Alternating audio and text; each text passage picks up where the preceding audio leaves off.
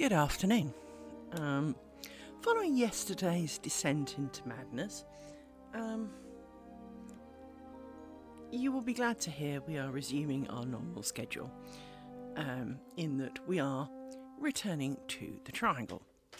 We will indeed cover what happened yesterday in the smallest, briefest possible manner. I'm just sorting out my tools from my pins because it's getting harder and harder to separate the two, just because it is. So I'm now moving them into their own little box and labelling it, which I should have done before stream, really, to be honest. But I didn't, so I didn't. But now I can put them up there and the pins there. Right, so yesterday I had completed the lace making of the test square, and bar a couple of minor issues with it, it's a pretty good little tiny square, because it is a tiny square. We were trying a new finishing technique suggested to me by a lovely lady on Facebook, where rather than just tying knots and chopping the ends off and leaving little bunny ears,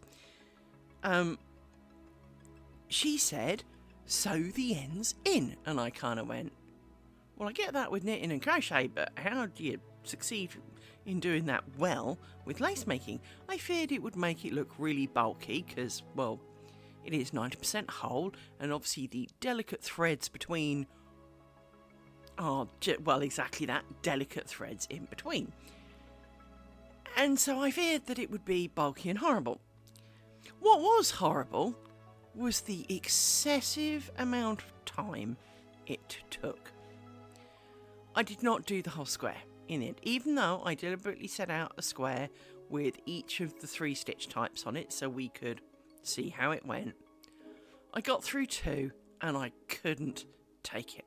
I devolved into a manically laughing, gibbering wreck by this point. And clearly, this was not a thing.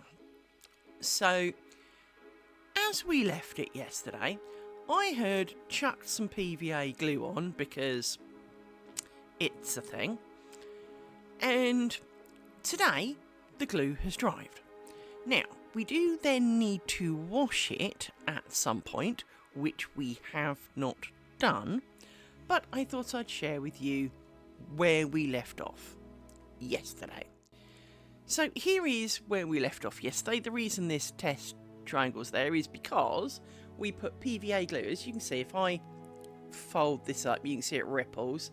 This bit kind of stays flat. This is because I effectively starched it, for want of a better word, with some PVA glue. And at the time we did it, it kind of went a bit transparent and looked a little bit weird. But today, you really can't tell. So, because we're working with white, I wanted to test it on actual thread. Because when we did the green one, it really went quite a lurid green. Now, you might be able to see, you might not, to be totally honest, that this still is, because we put a dob here for testing purposes, and if I flap the rest of it, it moves all around, and then this bit again is off camera, of course.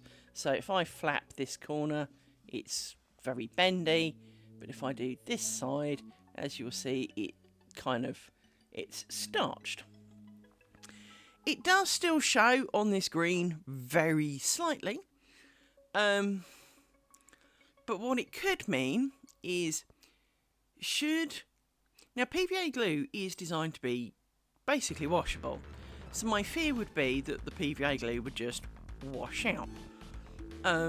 But it could, if it does not, once dried, does not entirely wash out, it could be a better solution than super glue, which is really dry and crunchy, because one of the things you can do with this is you can still bend it, as you can see, no you can't, while it wants to be straight, and it, because it is starched, look, it wants to stay straight, you can still bend it. It's not crusty, it's not, turned it into glass or anything.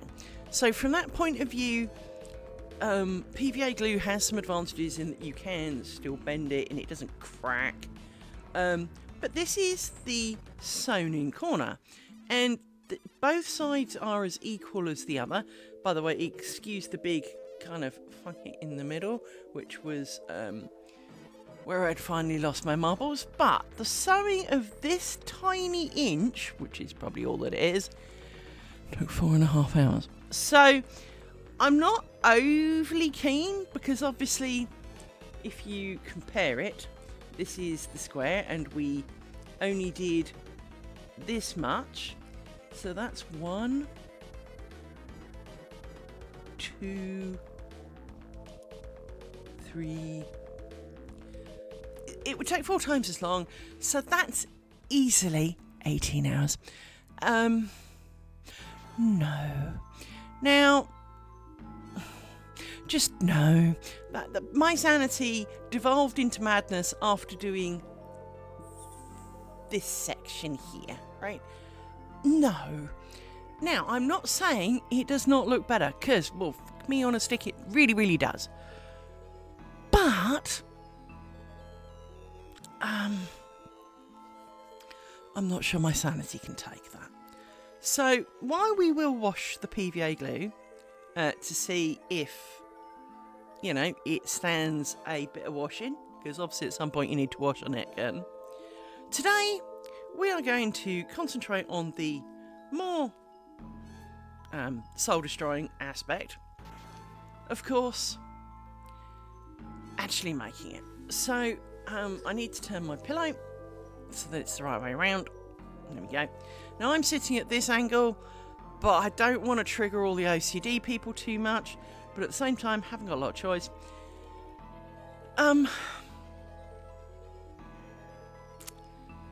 Yeah. Yesterday really was not my best day. I realise I've already had 2 breakdowns while making this so far, and we've only made, well, 1 3/4 squares. Oh, I know what I haven't done. I know what I didn't do. Bear with me one moment, and you will soon see what I did when I turn this on. It says turning it on. I didn't update my magic square. So I need to go into here. I need to go into this folder and there. And I need to open this. I need to update that at some point. I need to fill that. It saves and export as that one. Export. Yes, of course I want to replace it. It's the whole fucking point. Dook.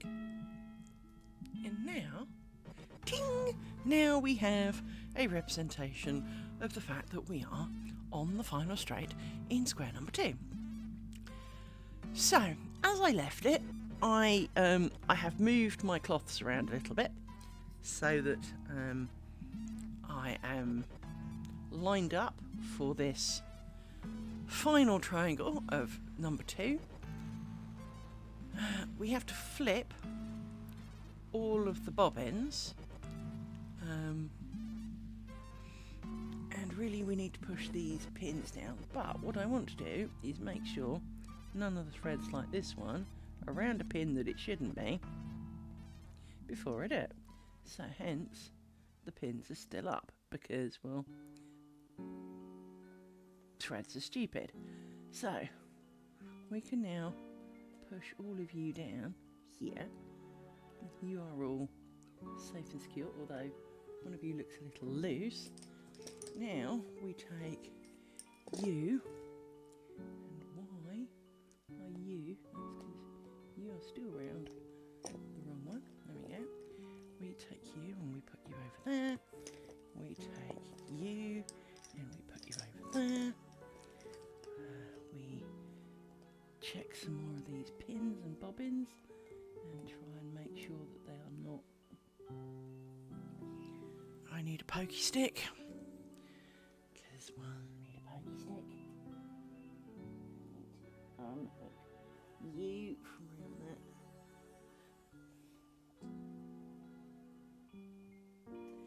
That's all right. Nautica asked me yesterday,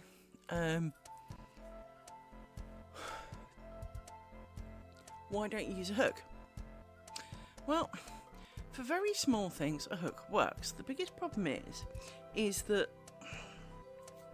the really small hook that is the appropriate size tends to be sharp, and it will split the yarn, thread, string, whatever, at the merest breath, right?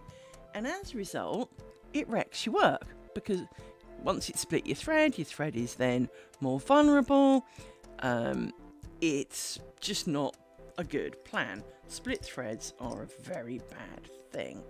Now, how in the name of mercy have you achieved this?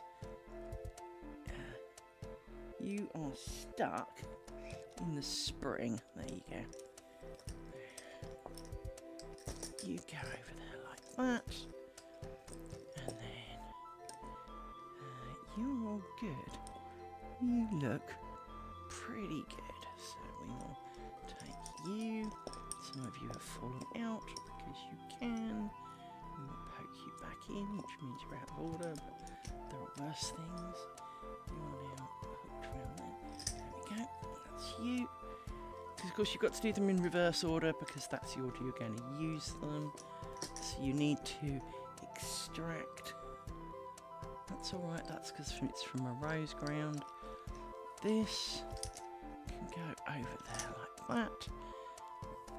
This needs to be pinned down, otherwise it will drive me insane.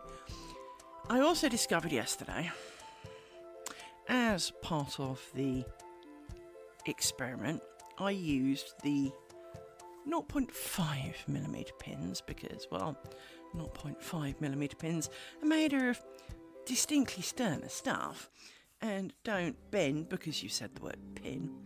But what they do is obviously make a 0.5mm hole in your work, which is not necessarily a bad thing, but it made the thread look bigger.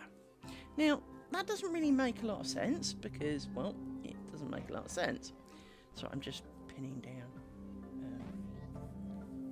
the bits here because otherwise they'll get on my nerves. It made them look bigger because the green and the white are actually the same size. Let me flip my bobbins. Let's finish doing this because that's a thing. Flip, push all of those down. Hello, welcome to the slightly frayed knot, formerly known as Liz Kimber. Welcome to my insanity. Today we are hopefully gathering a few of my lost marbles and working on my triangle. But I am not entirely sure I found my marbles yet. Yesterday was very trying. Right. Let me just pin this down here so that it doesn't get on my nerves. Because everything got on my nerves yesterday. Oh, look, I bent a pin. What a shock. I need to buy more of these extra thin pins. Oh, I so lost my shit yesterday. I have never felt so devolved in my life. I mean, I've had some poo in my life, I really have. But even that was not a patch on yesterday. It was terrible. But today is another day. I didn't do particularly anything last night other than kind of stare at a screen and watch other people doing things. So I watched a couple of streams, I watched a bit of telly, I had some food and some drink, and then I went to sleep. Had some strange dreams because obviously I'm still a little bit, unraveled. And today, here we are. So I'm not back at full strength. I'm definitely mentally weaker than I was. But yesterday, Yesterday was bad. I mean, as I said previously, it's that's the second time I kind of broke on stream. We're not even finished Square 2 yet. This is going to be more of a documentary of how Liz lost her mind, isn't it? Sorry, I just want to tuck this in a little bit. There we go. However, this is again part of the reason why I'm recording this. I don't want my brain to forget the anguish and the trauma it caused itself by having such stupid ideas. And yesterday's really, I mean, the idea, it's what I call the Boss Ivory Tower syndrome. Boss in his little ivory tower has an idea. So let's say you work in IT as I do. Boss in Ivory Tower goes, hey, you guys get through like 1,000 tickets a week. I want everyone, at the end of the week, I want everyone to review their tickets to decide what really should never have come up, what repeatedly comes up, and all of that. That's great. But that's not a 5-minute job. So now you're kind of employing someone to review the tickets who needs to be technical enough to understand the tickets and the solutions to the ticket, but is not doing a ticket. So probably won't want to be doing just paperwork. So let's say you stream live a bit. And okay, 1,000 tickets, you can probably review that in a day, make some judge calls fairly quickly. You could probably do that. Bear in mind you've got to write a bit of a report and, findings on it at the end of it. That's probably a day's work. So one dude does not then work Friday, for example. And maybe you cycle it around the group. What if you do more tickets? Well, if you're getting through, say, 1,000 a day, well, then one person a day needs to not be working to do yesterday's tickets. What if you have a team of 40 or 50 doing, maybe 8,000 tickets a day? Well, now you need multiple people per day to review tickets. So now, realistically, you have a whole second team to just review the tickets.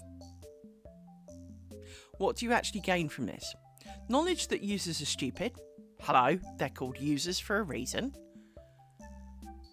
But you get to a point where it is not cost effective to review all the tickets. But we all know that no two tickets are equal. Reset my password. There you go. Happy dude. Build me 40 servers. Well, it's a bit more now, isn't it? Right? It's... no two tickets are equal. No two users are equal. Resetting one user's password might be really easy. Resetting another's could be a bit like two hobbits going with a ring, right? It's a nice idea on paper and in principle. It's a phenomenal idea because it is. But it is not practical in many scenarios. And yesterday's Descent into Madness was kind of proof of that. So here was yesterday's result. I know, it's tiny, isn't it? Yesterday's result, she says, making sure she gets the right corner. I spent 4.5 hours going from here to here. That's like an inch.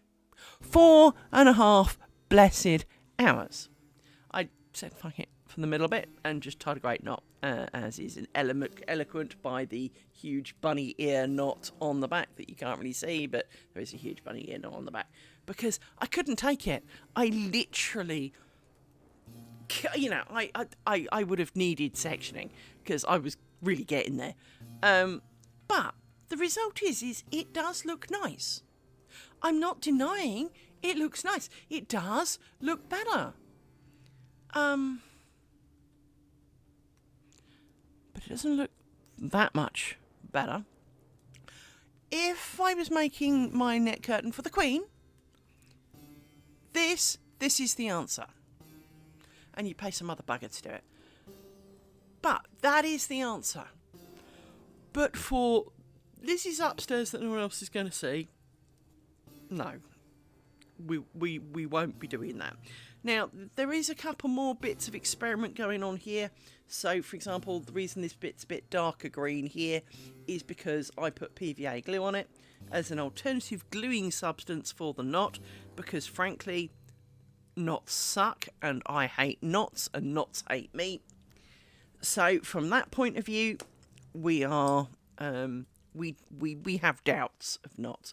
Knots that are supposed to be completely indestructible and, you know, this will never come undone. I tie them and they look absolutely right. And you go, dink, and they just fall apart. So I do not need this, because my biggest fear is this is taking a long time, as we may have noticed. And I do not want to get to 1,000 odd hours of making net curtain, hang it up, go, yay, wash it, and for it all to fall apart. I will, you know, it's just not, yesterday's descent into madness will look like a day trip, right? So from that point of view, we do not need to be repeating the so lost it, all I can do is laugh scenario. We do not need to be doing that one again. I still have a bit of a propensity to giggle a little, because, well, I'm not that far across the line. I can still see the line from here. It's you know, it's close. I'm kind of dawdling around the edge, but I am on, I believe, the correct side of it today. The doors are not closed, but I am here, you know. But I just don't think I could take it if I made all that beautiful work. Well, I'd like to think it's beautiful. I made my wonderful net curtain after many hours of blood, sweat and literal tears. And it fell apart. Can you just imagine it? No. So, super glue it is for now, unless PVA glue turns out to wash well enough. Because it's not like you wash net curtains every week, but you still need to wash them. So I will wash those gently, but I will wash them to see how they withstand the tests of time, because once again, the tying in variety, you make a knot that's not supposed to come undone, and then I put the tiniest dab of super glue on it. One of the biggest problems I had was on the green one. The initial ones here, when I got to the end of them, I put on this stuff. Fray check. Now, it's a sealant, but I'm not quite sure how it's a sealant, because from what I can tell, because I got it on my hands, even though it says do not, you know, get any on your hands, my hands are made of sterner stuff. I can put them in bleach and not even notice, and have done repeatedly. I can even put bleach on my face and it wouldn't notice. I have skin like old leather. But this stuff, if I didn't know better, it's a silicone oil. That is all this is. It is not a sealant. It's definitely an oil, because watch. Just it's doing it again, right? If I put double on my finger, right? Double on my finger, you can possibly just make out that there's a double on my finger. If I spread it amongst my fingers, it feels very, very silicone-y. It's got that dimethicone silicone, and it stinks to fuck. This stuff stinks like nothing else. But now it's gone. There is nothing on my fingers. It doesn't even feel different to the other fingers. There's nothing there. I dropped some on the brown paper yesterday. Right, the piece of paper that we were using to do. I can tell you, it was here, right by my thumb, but you can't see it. So I don't really know what it's not like it's a bit of a wax. It's not like, it just doesn't, I think is the best answer to that. It just doesn't. It's not. It's just not got any real, I mean, how's that stopping fraying? I mean, it's got no holding power. It's not even like it melts the thread a bit, because I put some on the end of a bit of thread and you can't tell, and waited for it to dry and stared at it very intensely. It literally did nothing to it. That is a bottle of wastes of life other than stink. I mean, my ex-husband, from Amazon, of course, bought a bottle called Liquid Arse. And it's a bottle a bit bigger than that, but not a lot bigger than that, because you really don't need a lot. If I'd put that one drop on my finger of Liquid Arse, most of the UK would smell it. It is the most pollutive, ridiculously foul-smelling substance ever in the history of the world. Believe me, I've smelt it. However, this is up there, and this is sold to prevent fraying of your hard work. And I'm sorry, but I don't see how it can. I might as well spray the Liquid Arse on it. I really might. Why are you being awkward? So,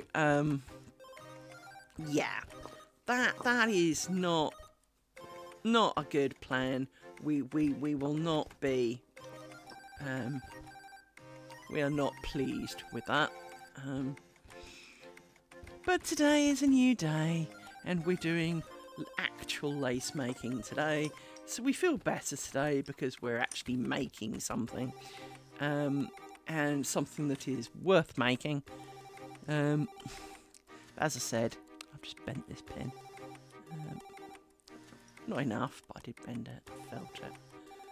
I need to buy more of these pins, but they're like £9 a pot, and you get bugger all pins in them. And if I buy any more from her, she's going to wonder what I do with the things. The answer is bend them, obviously. You know, I'm getting quite a good reject pile.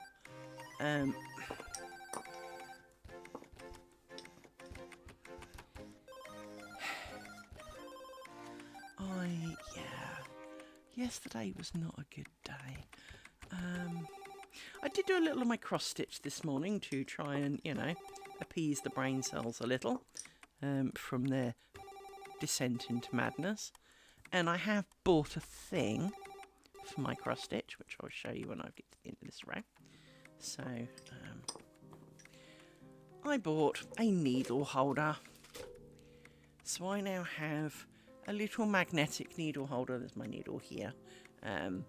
And as you can see, I have worked it up this side a little bit more. I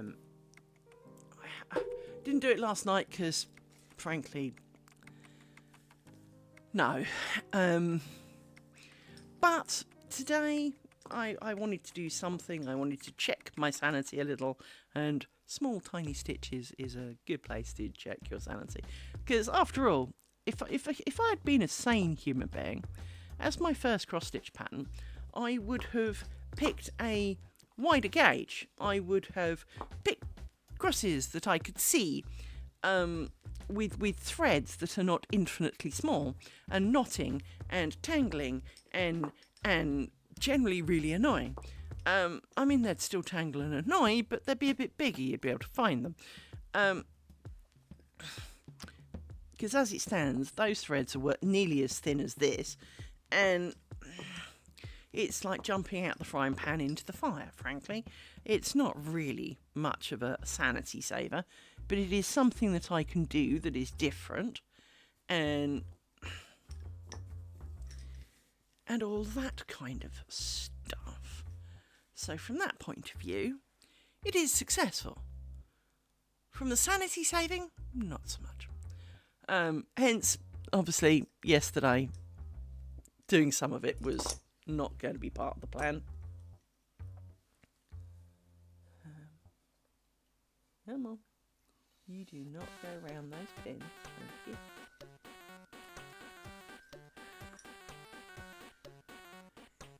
You need to go there. And you go there. That's it. So yes, Liz the frayed knot. I was going to look for a cross-stitch thing of a frayed knot that says I'm afraid not with a picture on it, because I feel that's what I need to be working on.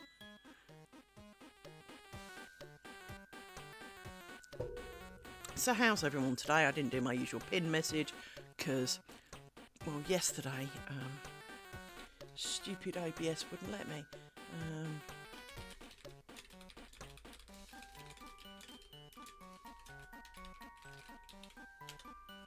Oh, it's going to let me today. Sweet.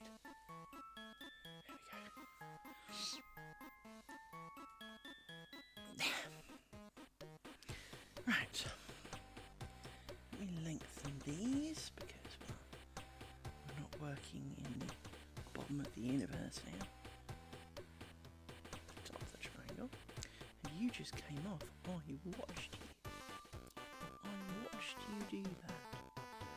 Cheeky monkey. Get back on the bobbin. Come on. Come on. It's worse than the dog. Come on. Be quicker to remake the wretched knot, Kimber. Really would. Really would. Screw it. Remake the knot. Come on. Remake the knot. Not that remaking the knot is a quick process for me. I seem to be very adept at not managing to do it.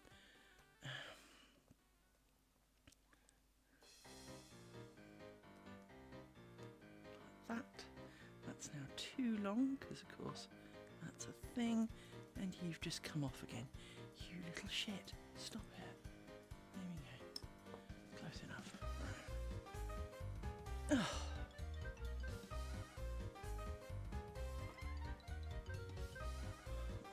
Arms feel like lead weights today.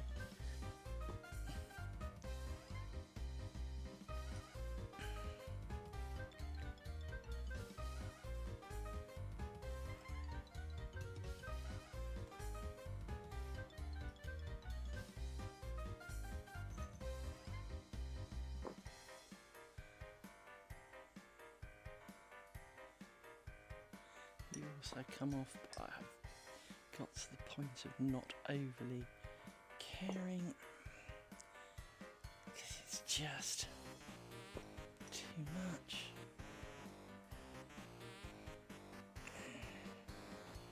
You are a bag of annoyance. You need to get out of the way.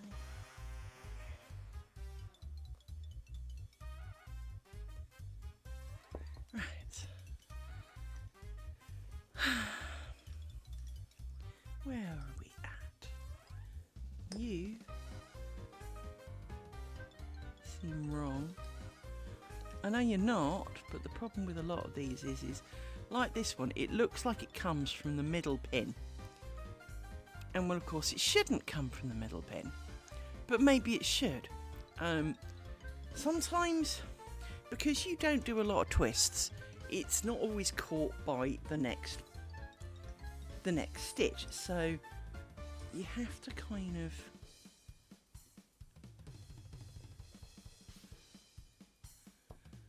I'm gonna have to undo something, I think. Let's see. Now, you're a pair, you're a pair, you're a pair, you're a pair, you're a pair. Actually, the only ones that aren't twisted, that's the way around, you're a pair. Yeah, that's right. So, and of course this is where the small mistakes show up. And actually I think I know what's wrong with it. Let me get Pokey Stick. Where did Pokey Stick go? There it is. There's something funky here. It's like this hard line.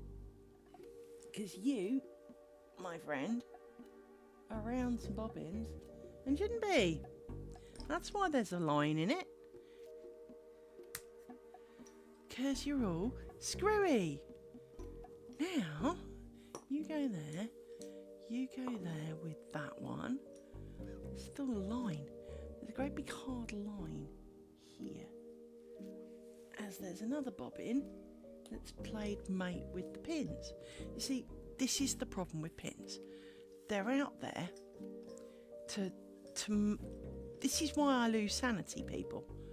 You know, it's hard enough without losing what little sanity you've got left, because things are trying to be and stick on things that they shouldn't. You should be there, and you should be there. That's fine.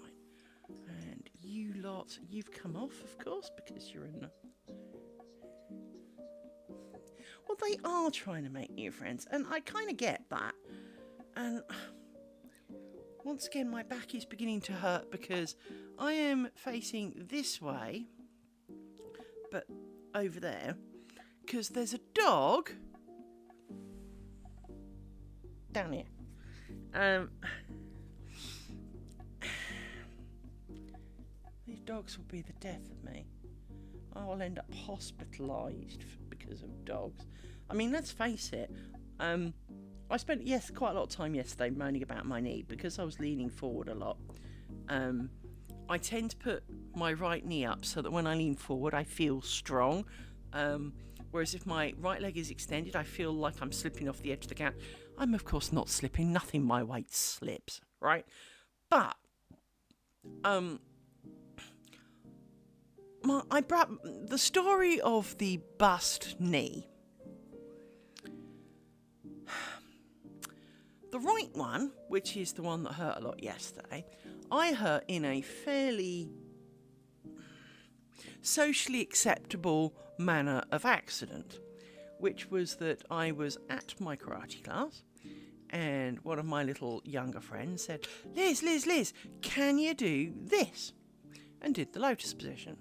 So, for those who are not sure, the lotus position is cross-legged but with your feet on your thighs. I used to do that as a kid. I'm still fairly flexible. I don't know, says me. I'll have a go. So I did. But in doing it, my right knee went... Now, my joints crack all the time. Really didn't think too much of it. Till about 4 or 5 hours later, when the pain really was quite unbearable, to the point of considering screaming the house down.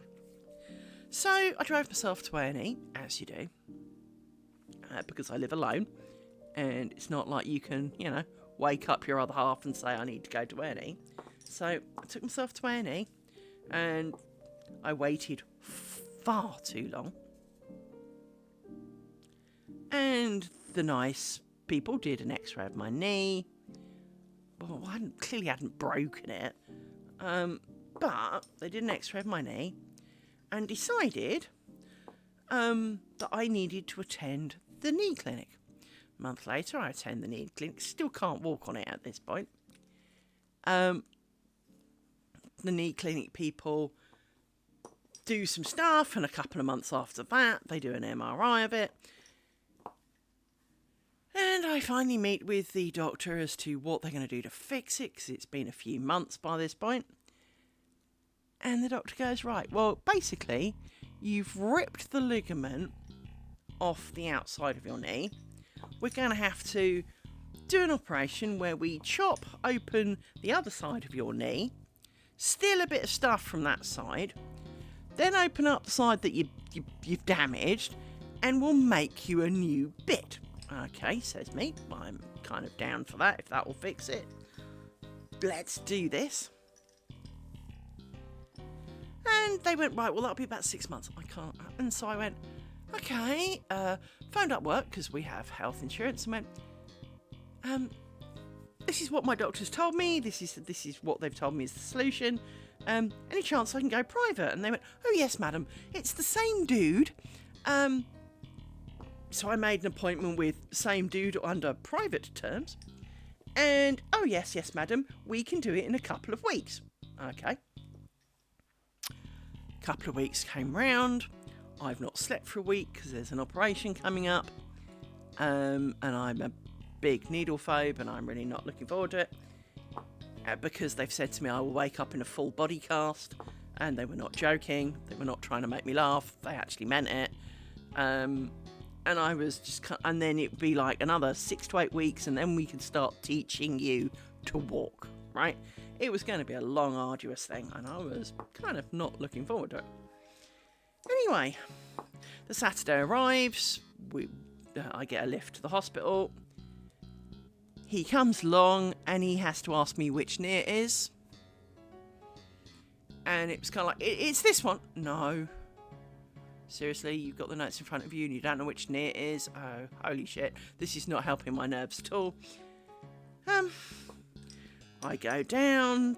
They take me down to the operating theatre. They do the, count backwards to 10, and off we went. I woke up. Now, obviously, you never know whether it's minutes later or hours later, to be honest. I woke up, and I wasn't overly groggy, which seemed quite surprising. And I kind of went to grope my knee, expecting to find either a pile of stitches or the huge cast they'd mentioned. There was neither. And I went, why didn't you do it? And he went, oh, well, you've got a rash. Well, no, it's because I scraped the fur off my legs before you were going to put it in a cast to try and reduce the issue. But that rash was there when you drew on it, dude, because I took a photo like 2 seconds after you walked out the door, and I can prove. Oh, well, yeah, but he was standing there, cat and coat, and briefcase in hand. He was leaving. The fact that he could have done it, completely irrelevant. He was leaving it, and he did. Needless to say, slightly angry because I've spent a week, panicking and not sleeping and, tensions are high. And I phoned my dad. Dad, can you get me to see your knee, dude? Yes, Liz. He ran back half an hour later. Be in London, bear in mind I'm not in London, for, 11 o'clock tomorrow morning.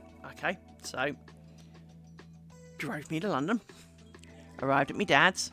Dad then drove me to the hospital, even though I knew where it was, because it would not look good driving, even though I've just driven like 100-something miles. It would not look good to the surgeon if they caught you driving, because you're probably not supposed to. And so, he drove me because it was his knee guy, and all that, and I'd had to get hold of a copy of my MRI. That was a big pain in the butt, but the new knee guy, the good knee guy, took a look at my MRI and went, well, that was going to be the wrong operation. What? And he showed me. Now, I am no biological, guru. I didn't even do biology at school. Not for long. And, I did minimal biology, the kind of compulsory bit in the first couple of years of our education. Pretty much the most I ever did was dissect pig eye is all I really remember of that. The guy in the private hospital had shown me a picture of a knee.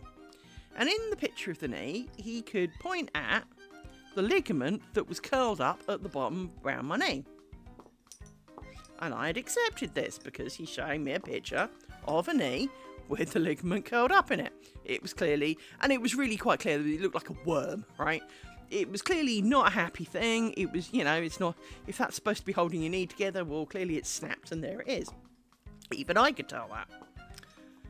But the pictures on the DVD that I had bought with me, that I knew were mine because I'd already looked at them, and could clearly be demonstrable to be mine because years before I had a car accident and I had a metal pole in my leg. And on this DVD, you could see where the screws holding the pole were. So you'd need to find a really similar knee to recreate that. And it dawned on me, I didn't remember seeing those in the previous one, but of course that's not what I was looking for, to be honest. So this knee bloke goes, well, your ligament's still there doing its job. It's not the problem. Plus, even if that had been the problem, that is not the most suitable operation for someone of your age.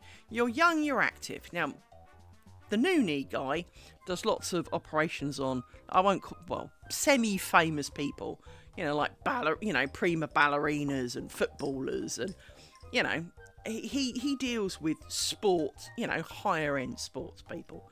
So he is much more, whereas, Mr. Dude up here probably deals with grannies, right? And so by butchering my leg as he was intending to, the original guy, he would have basically rendered my knee barely useful. It would have been capable of walking on it and nothing more. Now, I mean, obviously that is primary function for a knee, but it would have meant I would never have been able to crouch down. I would never have been able to... It just wouldn't have the strength, right? And it would probably require further work later because it would fail. New knee guy pointed out that all the ligaments were actually there doing their thing. So even though it felt floppy a bit, he said that's not actually what's wrong with it. He said what's happened is there's a few chunks of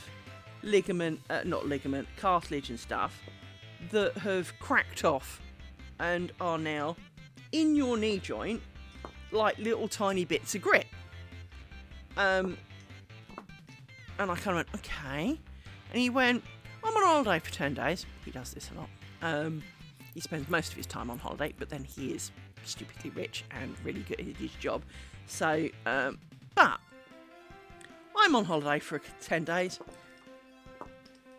Come back on the 31st of October, because I remember it was Halloween, and we'll do it. Okay. So, 31st of October comes. It's an evening job. Was the first one an evening job, or was it the second one? No, the first one was an evening job. So I rocked up, kind of almost after work. And I must have gone to sleep at about 7:30, woken up about 9 o'clock, dismissed kind of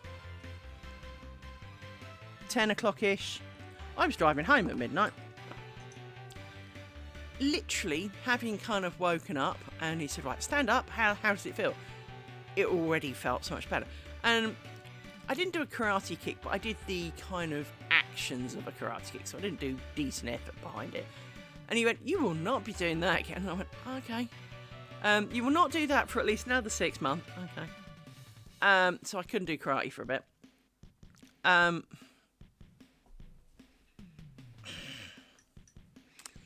And my knee was fixed. I left the crutches there. Not deliberately. I completely forgot about them because I didn't need them. Obviously follow up. Everything was good. Life was good. Until a few months later, knee was all kind of back to normal. I was permitted to do things with it. Went downstairs after a bath, not wearing anything other than the skin that God gave me, to let the dogs out in the garden. Not these dogs, but dogs I had at the time. Obviously, one of them had not successfully managed to wait while I had my bath, and had not made previous noises as to needing to go out. Therefore, had decided that the dining room floor was the place to go. Now, I'm not going to say I condone this action, but I understand, except for the fact that my dining room floor had laminate wood on it. And in the dark, because I didn't bother turning the light on, didn't need to kind of wave my nakedness at the people who drive past the end of the garden, I slipped. Extra slow-mo. My right foot is now heading upwards at a rate of knots only matched by, a space rocket. My left foot is firmly planted on the floor. I go down like a sack of potatoes, not too surprisingly. And my left foot is now in my left armpit. Now, I'm reasonably flexible, but not like that. Feet do not normally end in armpits, and it really stinking hurt. And much like my descent into madness yesterday, I kind of went there then because there I was, naked, lying on the floor in cold dog wee, with my foot in my armpit, wedged in a door frame. So I couldn't turn left because, well, my foot's wedged in my armpit and it's already twisted beyond its normal extension. Therefore, asking more of it is not an option. But I also couldn't turn right, well, because the door frame was there and there was no room to move. So I'm kind of on my back in the door frame, filling the door frame because obviously my legs all bent up, and being a bit chubby, but you know, not ridiculously so. This was just enough to fill the door frame. And all I could think of is, I'm going to die here. So I started laughing. As was proved yesterday, when in doubt, laugh at it. Because I just had visions of, like, you know, a week or so later, the work kind of going, she hasn't showed up to work. Someone go round and look, and them looking through the back patio door, seeing me half eaten by the dogs, lying on my back, in a puddle of dog wee, naked. Yeah, I just descent into madness. And anyway, needless to say, after a considerable time, I'm sure it was not as long as it felt, but considerable time, I did manage to calm myself down enough to try and roll to the right, even though there wasn't really any space, enough to make enough room for my left leg to get out of my armpit so that I could, because I couldn't really, because it was kind of behind the door frame, so it was kind of really wedged in there, so that I could get my left leg out of there so that I could now crawl into somewhere and die more reasonably. And I eventually did succeed of rolling out the door frame. Obviously, I didn't have a phone on me. I couldn't phone anybody because, well, I was going to let the dog out for a pee. I don't normally take a phone for that. And I phoned a friend because this is Clutchfoot now. Clutchfoot needs to bend, and bending was not a thing. So I phoned a friend and it's kind of like, I bugged my knee. Can you come and help? And she was like, okay. Seemed to take her 3 lifetimes to get there, but she came along. We went to A&E, did the same kind of rigmarole, and they kind of went, yeah. And I kind of went, right, going private this time. So went to see the new knee guy, and he kind of went, what did you do? And I explained it all, and he laughed. And once again, we did the whole kind of, get to London, you will have an operation. Now this one was early in the morning, so I had to set off at an ungodly hour to get to my dad's, and which did, and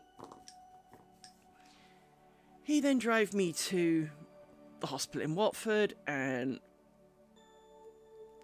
Bushy, whatever, and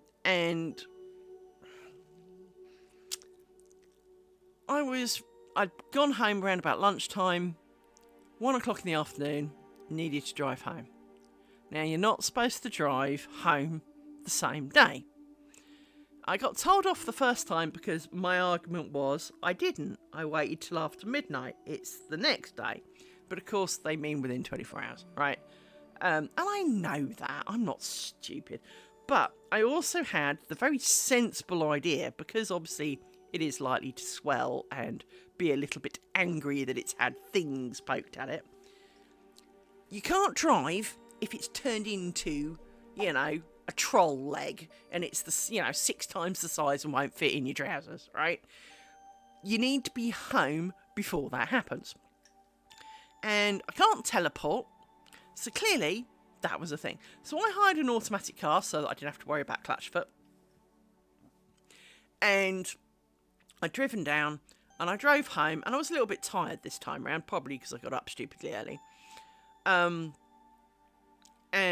got home and was very grateful because the next day it had swelled a lot more than the first one did.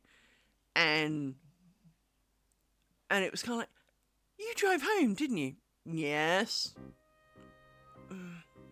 you know, can't teleport story, you know. You're not supposed to. I know I'm not supposed to, but I can't exactly live at my dad's for like 3 months when work's up here, you know. But, so both my knees have had to have operations. The left one, oddly enough, despite being more grumpy about it all, is better. I would argue it's like nothing really ever happened to it. But my right one's a little bit more grumpy still, in that there are certain things that it doesn't like. It's almost like it's on the cusp of needing to pop, but doesn't. So, when I sit upright with it at 90 degrees and there's any pressure on my knee, it really, really hurts. Which is, I did try doing karate again after both knees, but I couldn't because my knees wouldn't take, my right knee especially wouldn't take it. So I had to give that up, which was a little bit disappointing after all the effort and work I put into it. But, you know, body said no, didn't really have a lot of choice. Excuse me, gonna sneeze in a minute, I think. Got itchy now.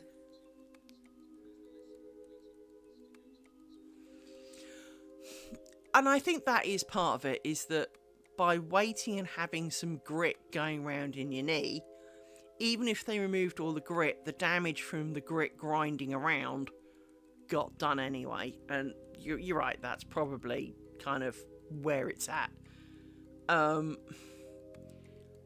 It's either that or because of how I did it. Now, the second one didn't go pop. It just really hurt. And I assumed I'd actually pulled some ligaments because of, you know, how far it got and all the rest of it. So they were probably not identically damaged in the first place. So maybe the left one was, you know, not as damaged. But as you say, also didn't have to wait as long. So maybe some things hadn't gone as hard. Some things hadn't been as damaged. Things, you know, there is a whole list of potential options that, you know, or get out clauses as to why it could be worse. But the first one definitely is worse. No matter what you know, irrelevant of how or why, it's definitely worse. And being right-handed, right-legged is also a thing. And so it is a bit of a difficult situation for me because, you know, many of the things that you want to do, my right knee doesn't want to do it. So, for example, if you think of squats, if you think of standing up from a crouched position, my knee does not like that pressure. It really, really does not. To the point I can only take it for so long, right? So it is very unhappy in its little world. It's all right as long as it's not doing anything too exciting. You know, it'll do stairs, it will, you know, it can drive, it can walk around, it can briefly run a little bit, but it is not go down the gym and do bench presses with it, and no, it will never be doing any of that again. So, never mind, eh? But I was also old, so accept the fact that bits of me do not work the way they did, 20 years ago, so... but never mind. So yes, my poor knee. But my knee didn't like yesterday either, so it's a bit more grumpy today as well, so everything's a bit more grumpy today.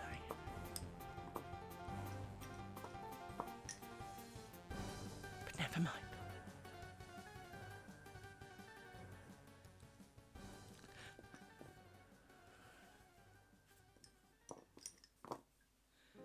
Shove you around a bit more. Shove you up the way a little bit more. Move you around a little bit more. Get a bit more room down here. Here we go. So I watched the DVD on starting and finishing techniques. I watched all the finishing bits. What a pile of crap that is. So, as a general rule... Oh, you don't want to do that. As a general rule, the globally accepted way, it seems, of finishing most lace is when you get to the end, you get your 2 bobbins and you tie a reef knot with them, and then you chop them off fairly close to the knot, which gives you the bunny ears.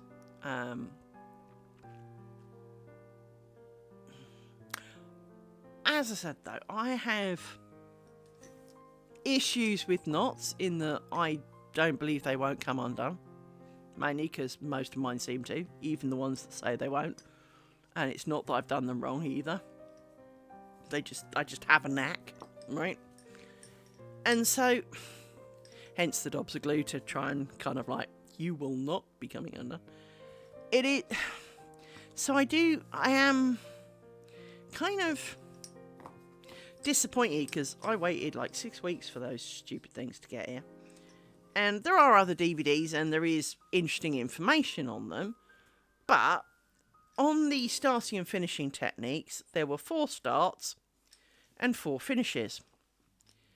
And I hear you going, oh, well, maybe one of the other ones is better.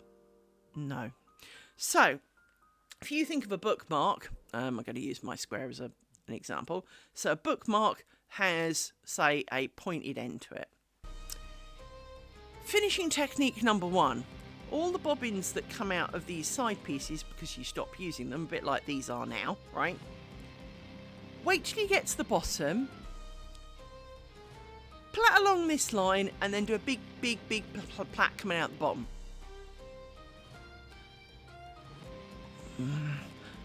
Don't really want a big freaking chunky plait coming out the bottom of my bookmark. If I bothered to make this beautiful, delicate bookmark, don't really want, a tow rope coming out the bottom.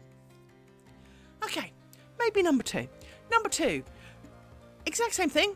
All the bobbins coming out the sides, gather them at the bottom, wrap a pair around, put a bit of a knot on it, call it a tassel. That's actually worse than the freaking braid. No, at least the braid's a bit flat. Number 3, tie knots in it and cut holes. Cut the ends off. But as you work down, so you work two or three pairs of bobbins, and then when with the 4th pair, you work through, say, the 2nd pair, and then tie the 2nd pair in a knot, so that it then reduces to 3 pairs. So each row you cut a pair of bobbins as you add a pair of bobbins. But you still have all the bunny ears and the ends, and they don't mention any of that. What was the 4th one? Hang on. Let me look at the file names. Hang on. What was the 4th one? What was the 4th one? Wrong phone. What was the 4th one? What was the 4th one? That's what I'm after. The 4th one was... Oh, the 4th one was a gimp thread. So if you put... Using the square again, if you put a big thick thread, say, round the edge, it's how you finish off the gimp thread. That's it. That was the finishing techniques. That's not really answer. It doesn't even talk about joining things in the round, because there was a Flanders one. Flanders one is you would keep working in the round, say, another quarter, so you'd do all the square, then do an extra bit, and then just sew the crossover bits together. Well, that's not going to show much now, is it? Plus, of course, it's a crap load of extra work. No. It'd be a bit like me doing, 2 or 3 rows of this, and then you use a whole brand new thread, so you still have to tie off with the bunny ears across the bottom, and then you sew it all together in with yet another thread, making it even bulkier. So it's not just winding a few ends in, like this is. There would be 4 threads instead of 3 for the fatter bits here. And then you introduce a 5th one! No. No. So, that wasn't very helpful.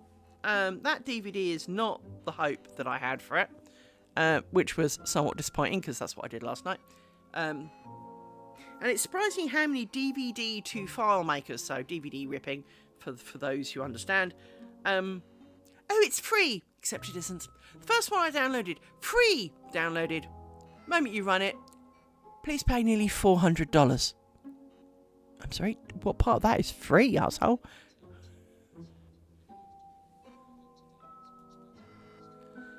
Thank you so much for coming, Browntown. I appreciate someone to talk to, because obviously it is a little weird for me to be here on my own. But I wish you a good day at work. It's Sunday. I feel sorry for you. No one should have to work Sundays. You should be allowed a day off, irrelevant of the rest of the week. And big hugs. Thank you for coming. And I hope to see you again soon. Let me see where I'm at with this. That's you. So yes, thank you for coming.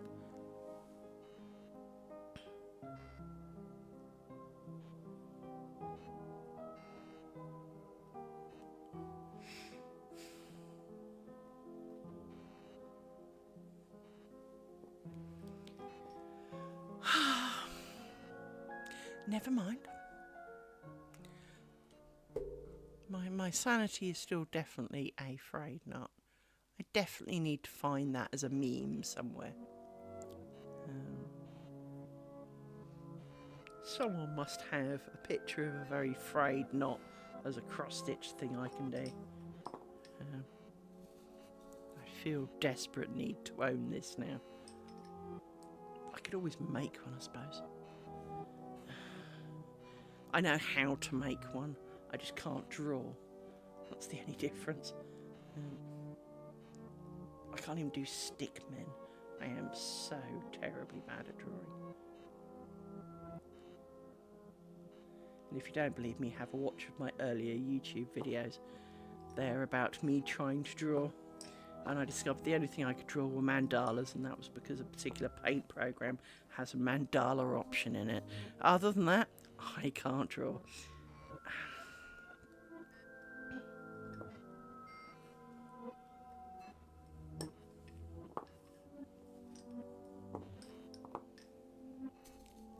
But I can twiddle bobbins.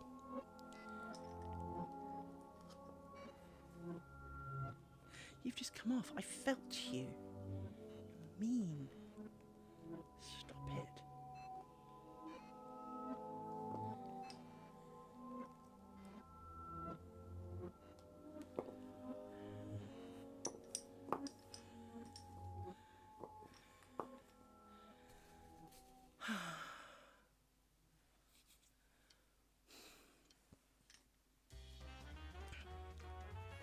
That's 2 pins, that's why it feels weird.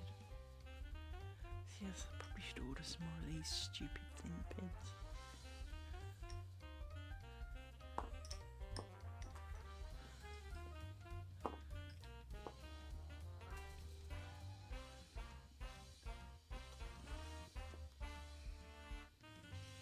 I was going to show you that, wasn't I?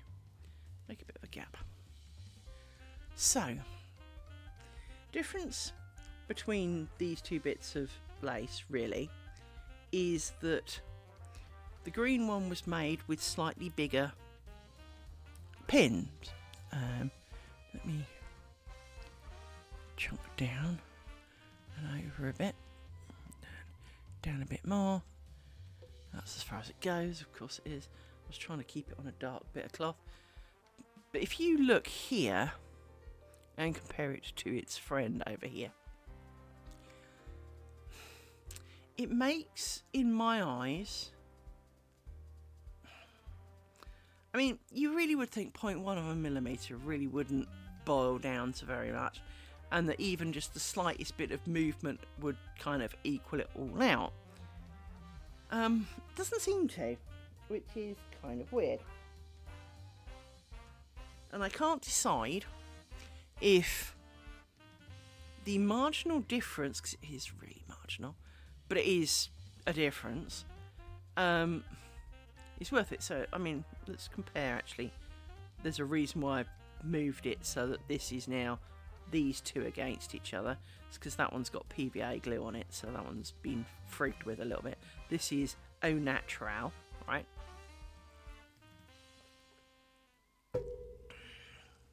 There is a difference. Now, you wouldn't necessarily put it down to the pin size,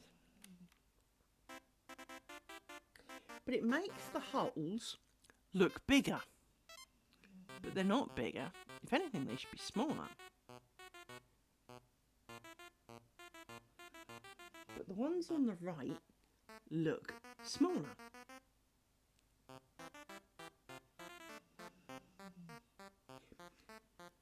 One of the other key differences is that if you look at this edge here where the cloth stitch is versus say this edge here, these look more like little picots, whereas this kind of is a bit more of a scallop, shall we call it. Exactly the same weight thread, the only difference is the test square is pus green because, well, it's pus green and I don't imagine using it for anything else. I bought a big coloured box of this weight thread so that I have some colours. I've got some great colours in it, but pus green, didn't think I was going to be using a lot of pus green, so I use it for experiments because, well, it's pus green and I don't feel I'm depriving myself of good potential future. Because it really is pus green. It doesn't look quite so much on camera, but in person, that is a really well-established pus green. I've had pus that colour, but it is a nice infected pus green. It's just... Who put that as a colourway? Now, the problem with these threads is they're not actually available in a lot of different colours. So, what in God's name meant... It's not like embroidery threads or that you use for cross stitch as well, where, you know, there's like 20,000 colours, and so some of them are a little bit more... Who would use that? No, because you get different shades, so you can do a much more gentle progression of things. No, this is basically, it comes in like yellow, pink, so there's a kind of... You're in yellow. There's white, there's baby pink, stronger pink, Christmas red, Christmas green, light blue, medium blue, lilac and purple. I think that's about it actually. And so it's just not available in... Oh, and there's beige. There is a beige. Pus green. Couldn't you have picked any other green? Lime green, leaf green? No. You went with pus, did you? Excellent choice, sir. Are you having that on toast? Or seriously, pus green.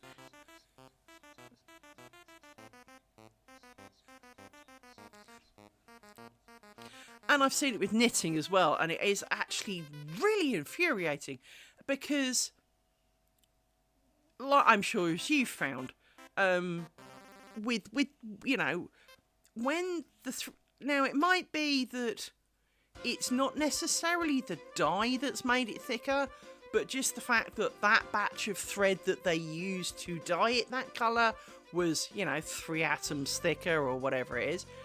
But I've seen it with knitting, so there you are, knitting. You've done your test swatch like a good little girl, and yep, that's great. Like how it looks, everything's looking good, great. Knitty. Oh, it's a different colour. Knitty, well, it looks shit now. Haven't seen it too often, but as you say, it does happen. Suddenly, somehow, they're not equal, and it is very disturbing. So it is kind of weird. I don't know whether the green thread is actually a different thickness, because I haven't really got anything that will measure that level of thread. The only way to measure it is wrapping it around a ruler, and as I can prove, you can wrap it around a ruler and wrap it around a ruler and get completely different way out results. So, you know, you've got to be careful how you do that, and that's easier said than done. Because they're supposed to be closely bunched but not overlapping. Well, if you've got fluffy wool, of course, if you put a bit of tension on it and you can snug it up, well, of course, you can get a lot more in it that way, can't you? So it's a little bit hit and miss as a kind of measuring technique, to be honest.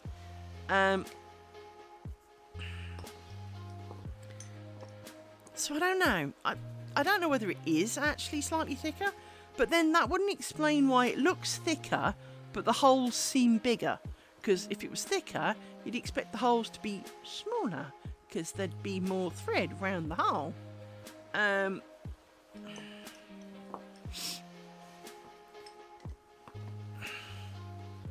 Or it could just be the colour, you know, the optical illusion of colour, in that it makes it look different because it's not the same colour, even though it is. The whole, is this dress pink, purple or whatever, kind of scenario comes to mind. So I don't know.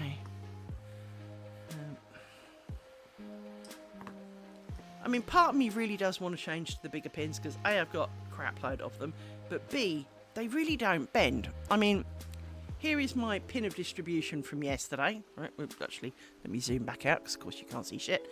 Here is my pin of distribution from yesterday. Now, I know you can't really see too much of it, but if I take, I know it's already bent, but if I take this pin here, which is one of the thin pins, I can bend this with barely an effort, right?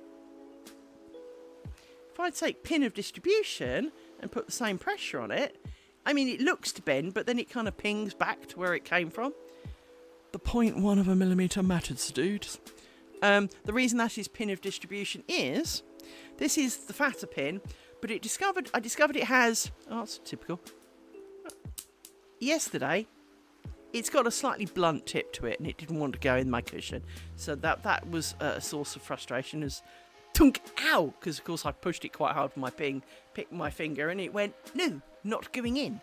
So it has, this pillow's obviously a bit more forgiving and would have accepted it, but I used it to distribute the fray check, and well, considering that it had like 13 coats of fray check on it, I can tell you now, close up with my glasses off, which is the best way of viewing it, there is not a single mark on that pin.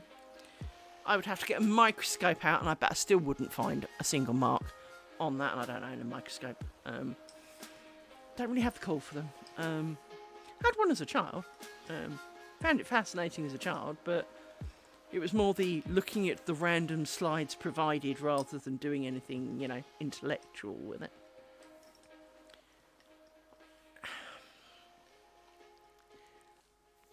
So yes, I think it's time to convert to working downwards to keep the bobbins a little. I need to move my table, excuse my arm for a minute, because I need to put the bobbins around a bit more and the table was in the way. So let's move the bobbins around a little bit more. Like this, because I need a bit more space. I like a bit of space to work in. Right. You two together. Let's make you longer. So yes,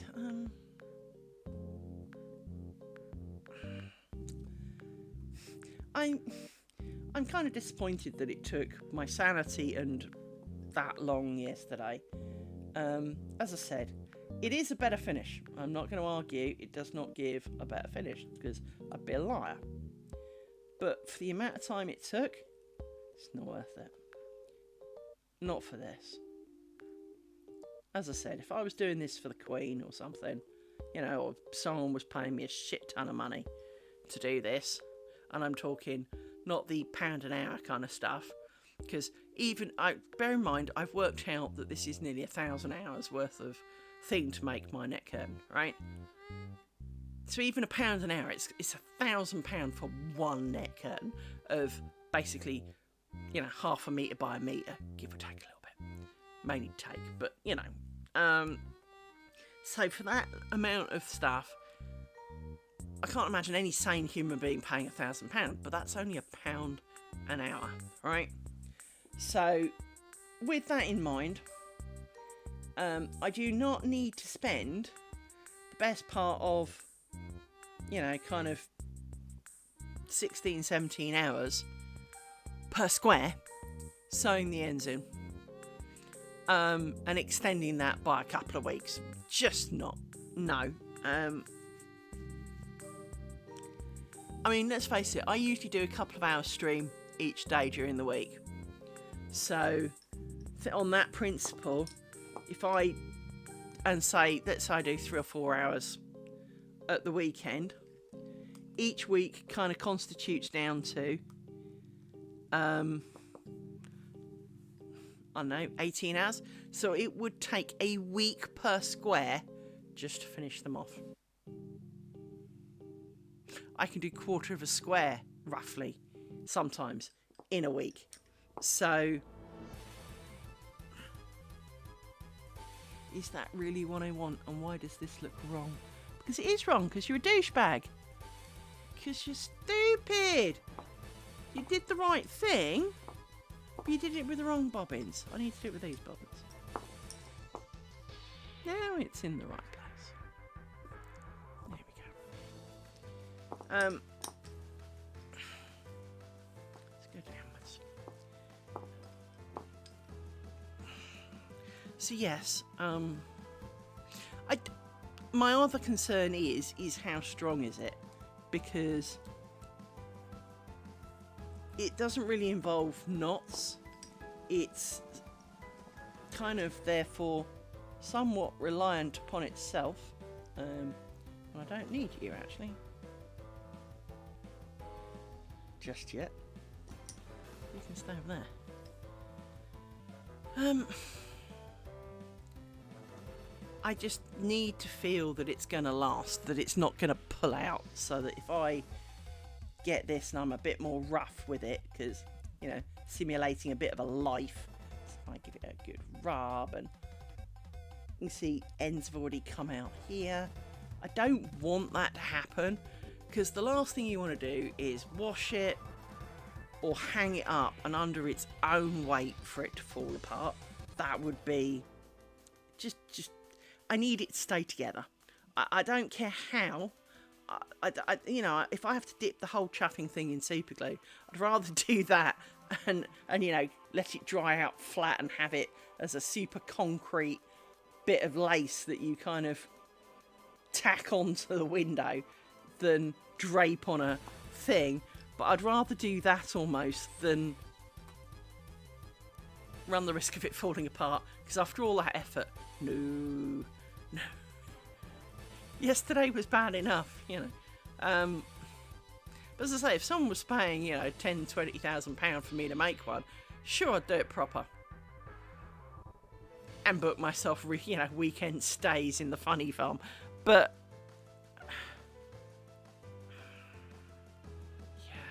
yeah, it's such an innocuous little square, though. It looks so sweet and harmless. It represents my sanity leaving the building. Hence, you know, even talking about it, I start giggling because it's really not that far away. So no, I'm not stupidly happy. I am just mad. I am the mad scientist. Yeah. But you talked of DMC threads. I don't know whether you saw earlier. I have done a bit more of my cross-stitch look, and I got myself a needle holder. I was really pleased. I thought the needle holders were going to be a bit like lapel pins that you get, where they're almost like a industrial-sized earring, where you have a pin that you shove through the cloth and an industrial butterfly grip thing that sits on the other side. I'm really pleased to see that they're little tiny magnets. I like that because obviously it doesn't damage the cloth and means you can literally place it anywhere without fear. So yes, I quite like that.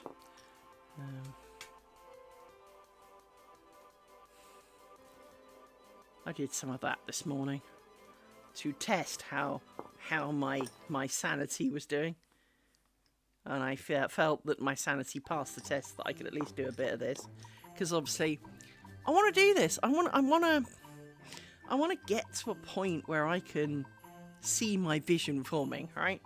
I want to get to that point. I know I wasn't going to do this, but fuck off. So yes, I want to get to a point where we can, you know, start seeing how it's really going to look. Because at the moment, all the looks kind of imaginary, for want of a better word.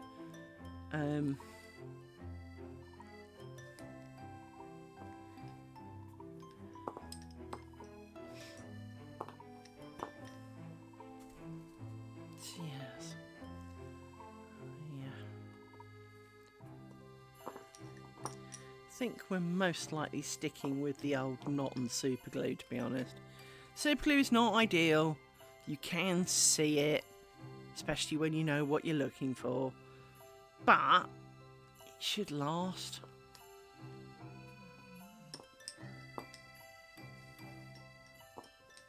And it's not like I do big globs of glue. They're really, really small globs of super glue.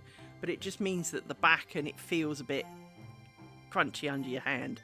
But then you don't usually sit around groping net curtains. So, you know, a lot of these things are quite minor in a way.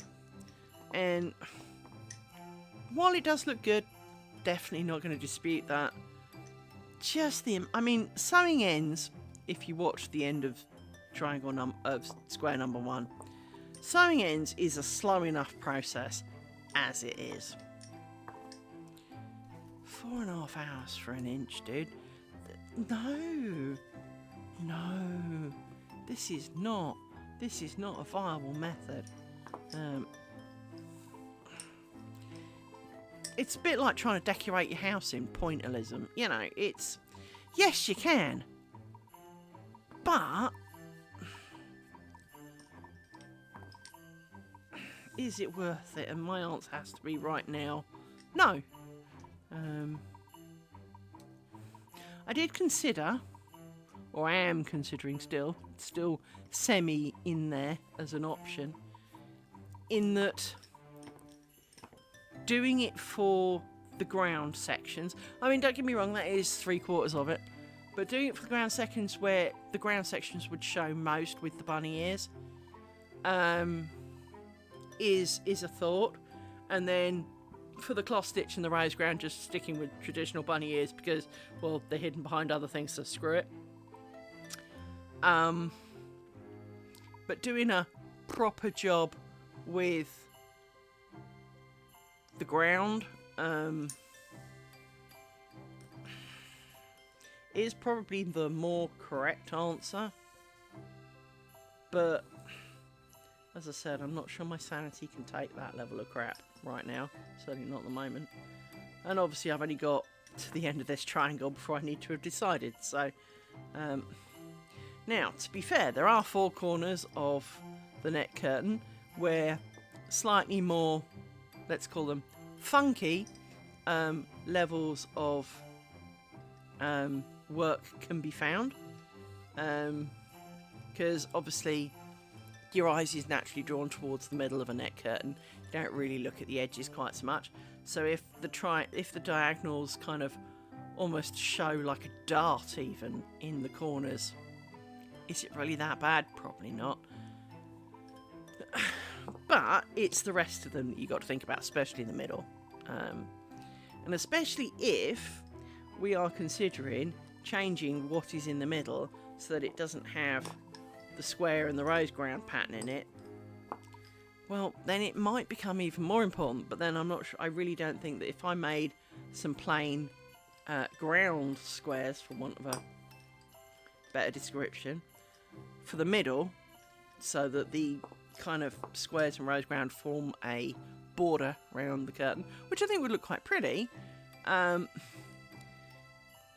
you would need to be very careful with the joins because, well, anything and everything would show. Ad starts in 40 seconds. So yes, I learned a lot yesterday, and one of them is that I really don't have patience. But I always said that I didn't, I'm just stubborn. And yesterday, I discovered where the ends of my sanity were. And the answer is, in that square. Here lies my sanity. 72 to 24, yeah.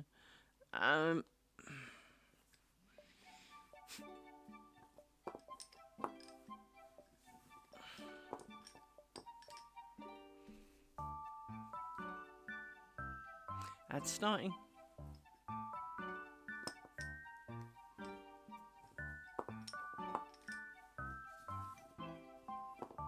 Well, it says it's thinking about starting them anyway.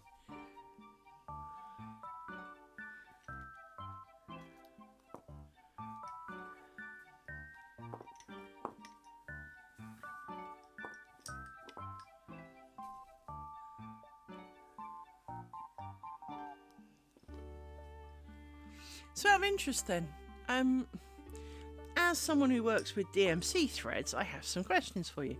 Do you prefer them over the anchor threads? Assuming you're still there and willing to answer such strange questions.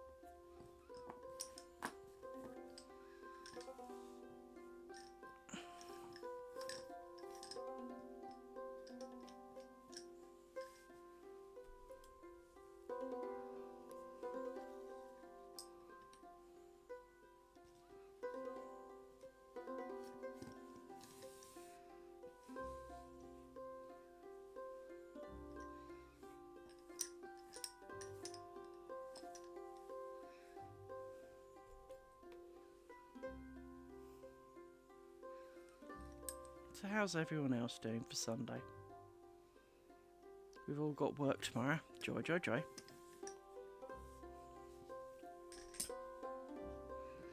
Well, most of us have got work tomorrow.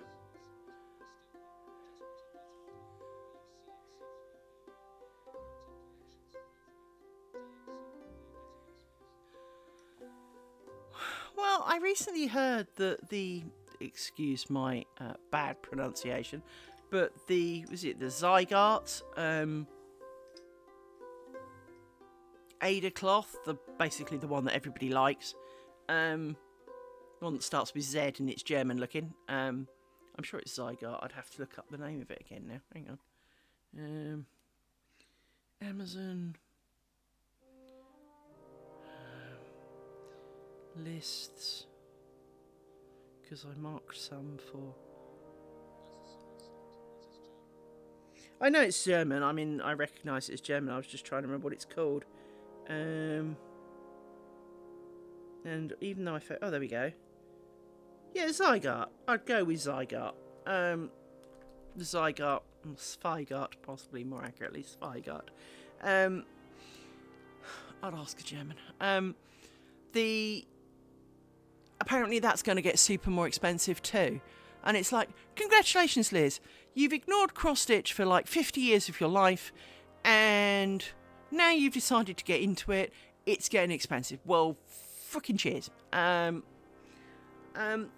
obviously, as a beginner,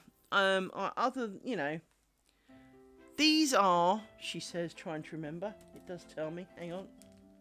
These are anchor threads, right? She says, checking on the packet. These are anchor threads. But I have no affinity to a thread brand yet because, well, this is the first lot. They're all right. They're not friggin' not. But that's a me thing. And I do untwist them. But somehow they go from recently untwisted to big pile of knot really well. This could be a me thing. Or it could just be that it generally sucks. I don't actually know because I have no experience. It's the same as whenever you're new at something. It does something really weird and you're like, I don't know if that's normal or not. I'm new to all of this. This could be anything else, you know. This could be me, it could be it could be all manner of things. So from that point of view, I am very green and have no illusions of understanding why or whether this is a good or a bad thing, right? I mean, other than knots are always bad. But I do find, I don't know whether it, is it better? How is it better? Why is it better? What makes it better? All these things are foreign to me. Yoink.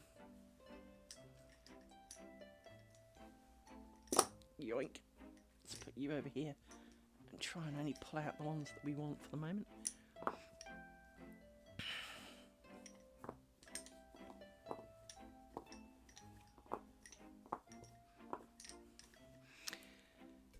So yes, I have lots of random questions like that for cross-stitch e-stroke, embroidery e-stroke, whatever people who share some of these aspects, because, well, I've got no one else I can ask.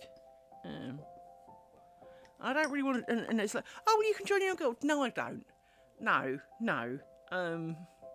Can't join a guild for everything, especially when you've got really simple questions. You don't want to join a guild of, extremists, shall we call it, just because you want to ask them, which needles do you recommend, or, it just feels a little much, Seems a bit of a big commitment to ask 2 questions and never ask anything else, I do need to ask about needles at some point, I'm sure, but not right now, so. Because I'm sure I will need to buy some more, and.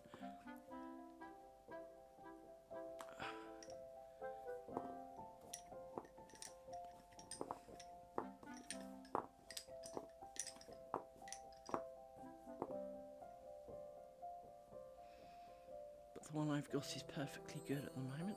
And I've got a couple more with some of the other kits that I bought. So I bought a couple of other little kits. So, they've got needles in. So I can always steal one out there for a bit. Some of the needles are a different size because some of the counts are a different size. So obviously there's more thread to go through it. So they're bigger needles. But other than that, it's just a needle.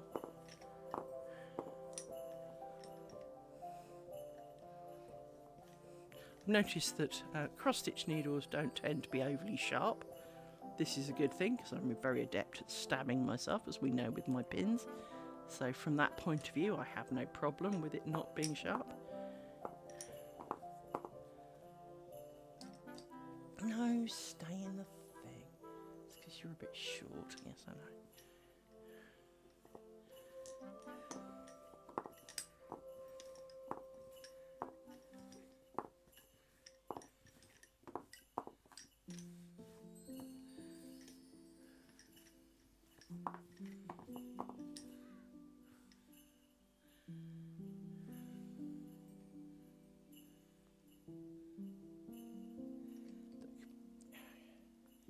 Come on out then, let's make you a bit longer.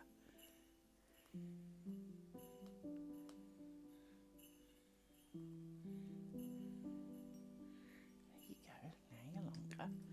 Let's take your friend, who's also a bit short, and make you longer too. There we go. There, are you happier now? Why are you so baggy? Oh, it's because you've gone around the base of those. There you go.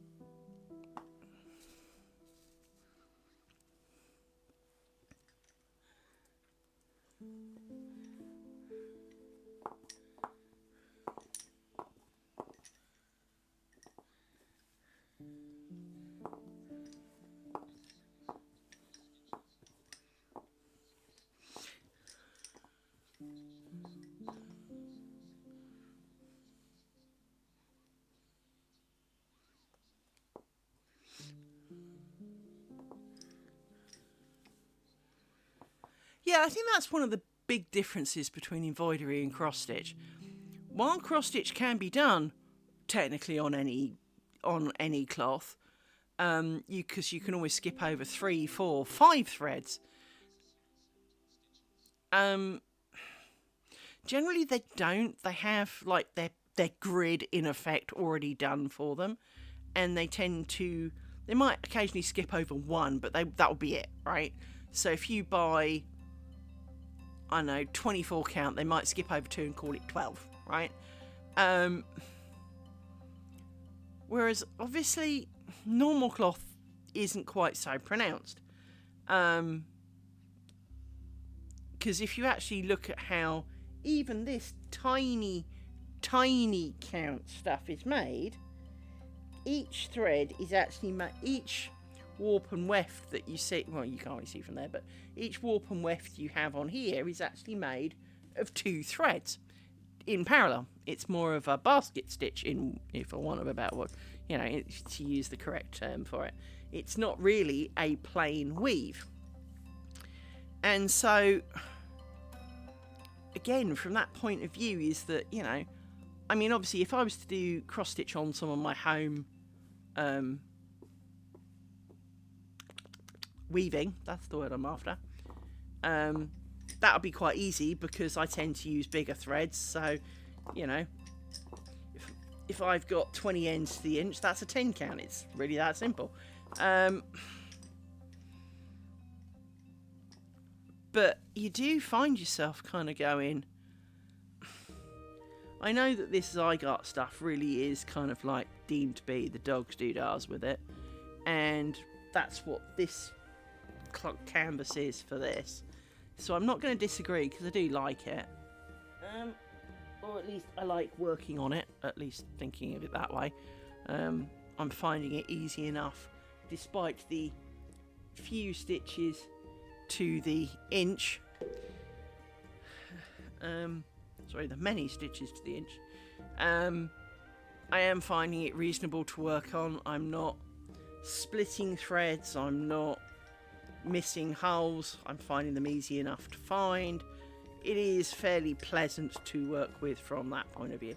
So yeah, I'd consider buying a chunk of it to maybe make something like this again, but with different colours, because fuck this lilac shit. All due respect to it, whoever picked this lilac, I hate this lilac. It's so hard to explain, but when you do the forward slash side of it, because cross stitch you do a forward slash and then you come back and do back slashes, when you do the forward slash bit, it's almost a real pastel baby pink. It only becomes lilac-y once you've done the other part. And I can't explain, it's like it's Durachrome. It really is like it's Durachrome, but it's not. And when it's baby pink, you literally can't see it on the marginally cream canvas that this is. It's just annoying. And I think part of my frustration with it is the void section, because it's got a cream canvas. It's not really. It's too similar a hue in a way to the lilac. So the twizzles and bits that you spend lots of time counting to make sure that they happen and that they look nice don't really show up. They show up a little more now than they did originally, I think, somehow. Because, you can see them on this. I mean, if I move it around, you can see the twirly bits a bit. But I'm still really tempted to get my extra fine silver thread, which is serious human hair shit, and go through and do little crosses in them so they stand out. Because, well, just, after all that effort, you want it to be worth it. You want people to be able to see it, not completely miss it and go, oh, is that? After all that effort of counting and making and unpicking a few and redoing it and getting the couple the wrong colour and all that kind of shenanigans, although I've only really done one colour with a couple of little pink bits for good measure. I still managed to pack it up. I did 2 lilacs where they should be pink. Hence I wanted to do the pink to cover it up. Yeah, there is extreme frustrations, and you want it to be worth it, and once again I'm yawning at you. Something to do with 3:45, because I was fine I've been fine for the last 2 hours. Yesterday it was about 4:30. It's always around this time, which of course is about the time I get off work. So it's obviously as my brain's trying to kick into out of work mode, it likes yawning. That'll easily be cured in December. I have December off, most of it.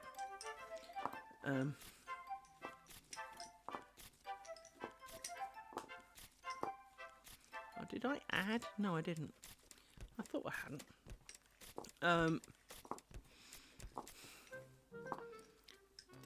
I'm off from like the end of the 5th of December.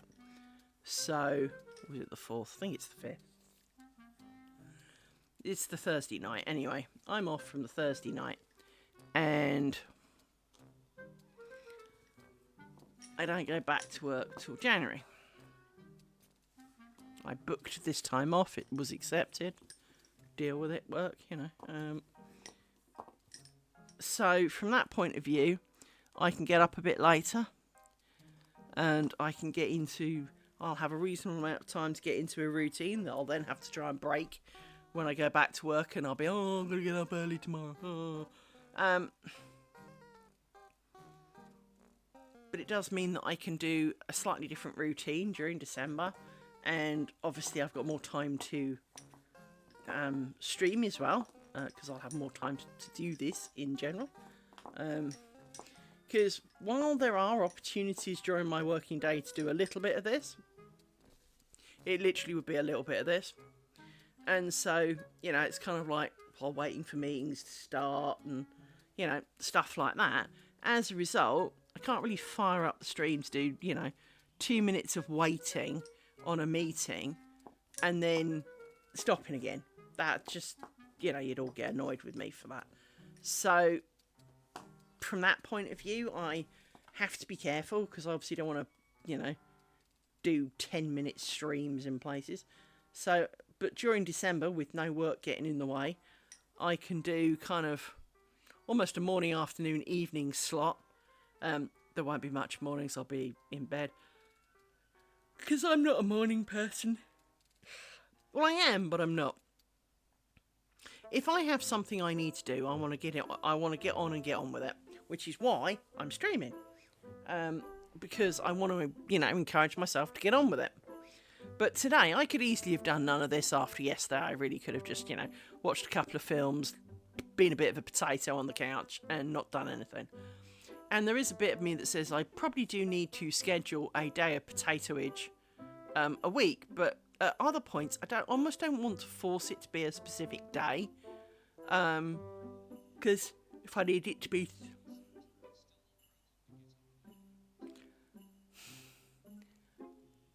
Well, to give you an idea, I normally get up 6:30, 7 o'clock during the week. It's not early, but it's early enough, right? The moment it comes to Friday, I stay up till 2 o'clock. I don't wake up till 11 o'clock Saturday morning. And then I don't wake up, I then stay up later because I got up later. I'm not tired until later. So I stay up later. And on Sunday, I don't get up till about 11 o'clock. And then on Monday, I hate the world because I had to get up early because I still wasn't tired when I went to bed. So I lay in bed looking at the ceiling for a bit, toss and turn a little bit, and then eventually get some sleep, but not enough. And so Monday morning, I'm tired because, well, I didn't get enough sleep for Monday because I was up during the week. Now, next weekend, is it next weekend? No, weekend after. On the 30th...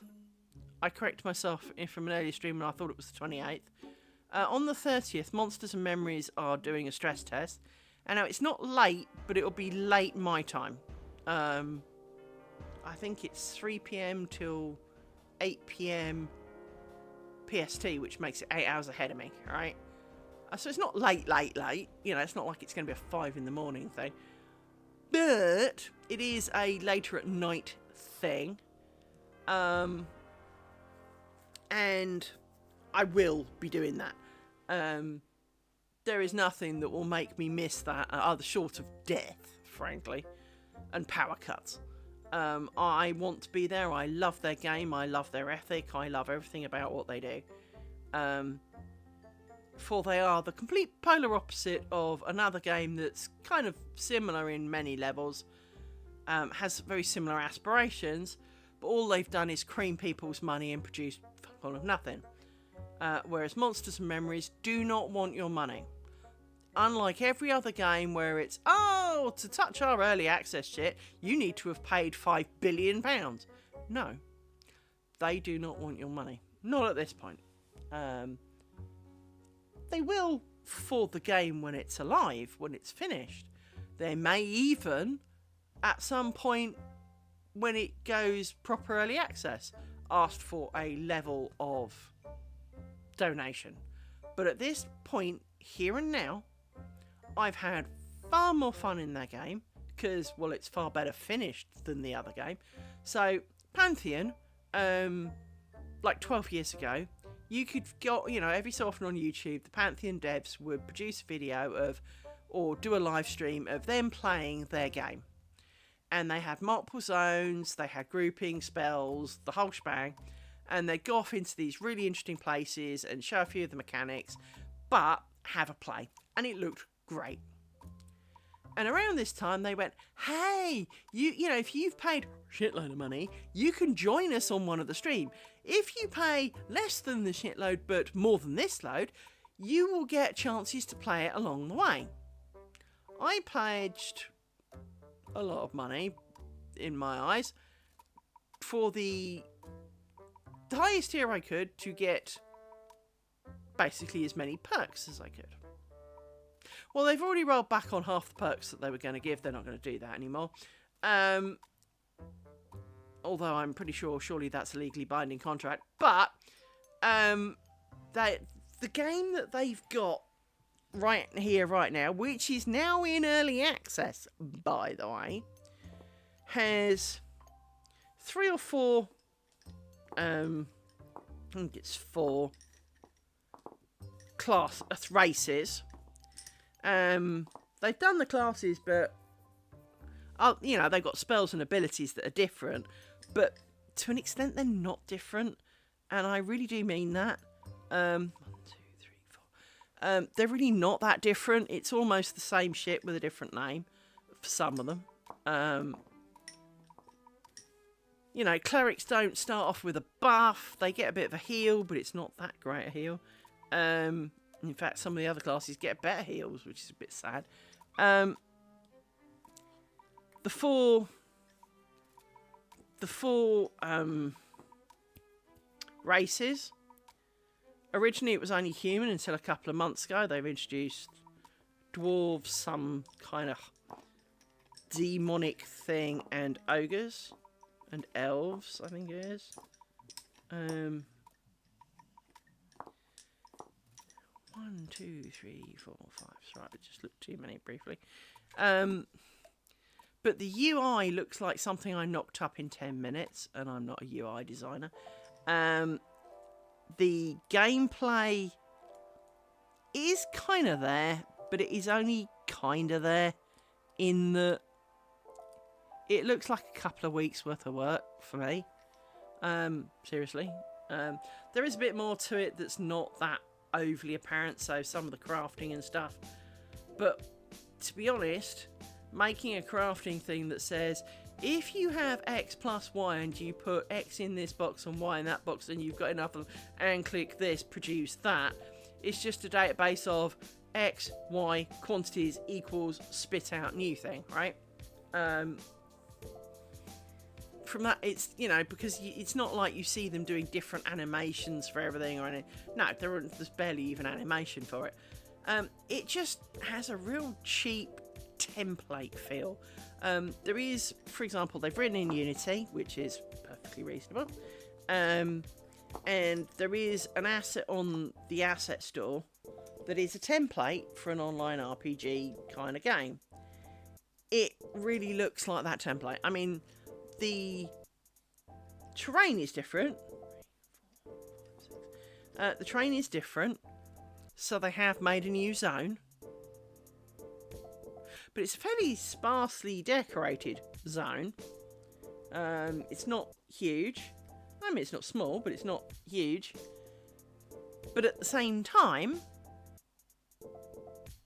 actually, I probably should add these two there to pad this out and make this work better.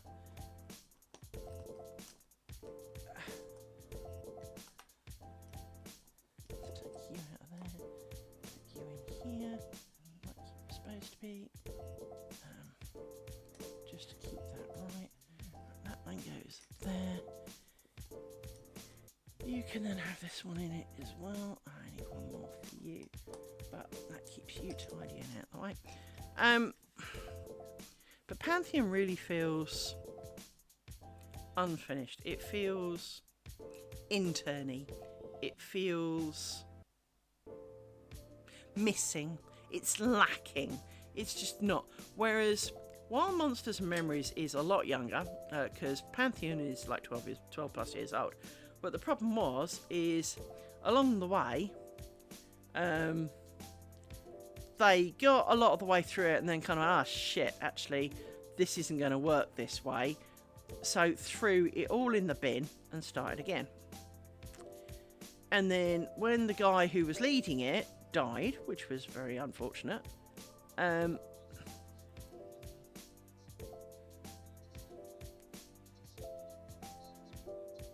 okay. That's really weird, because I'm not dropping frames, so it shouldn't be mine. But yeah, when the chief EverQuest dude, well, he was an EverQuest dude, but when the chief dude died for Pantheon, they kind of went a bit quiet for a bit, and then had to announce that they'd chucked it all in the bin again. I get a few weird things with Twitch where it just sits there with... I had it actually earlier this morning. I was watching a YouTube video. Well, I wasn't really watching it. I had it on. And it would just stop and twiddle. And even if I hit pause, it didn't stop. It just sat there twiddling. And you're kind of going... I know my internet's a bit shit, but it can manage, 1080 video. It really can, normally. But apparently not this morning. So... But I'm not showing... I have not dropped a single frame so far. So it should not be my end. But as you say, it seems to happen more often than not at the moment. So I'm not offended. I just wanted to make sure it wasn't a me thing. Because, that's a thing. There was nothing I could do about it, sort of thing.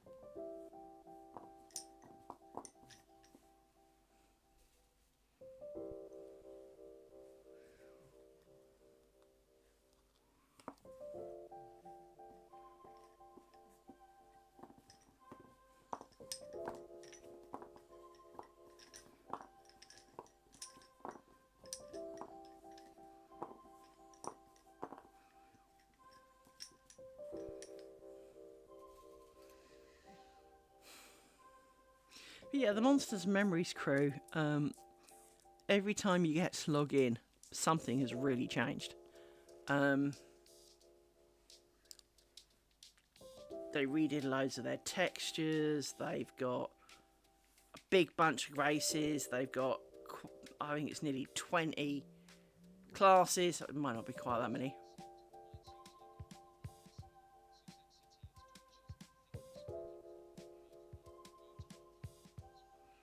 See you in a bit.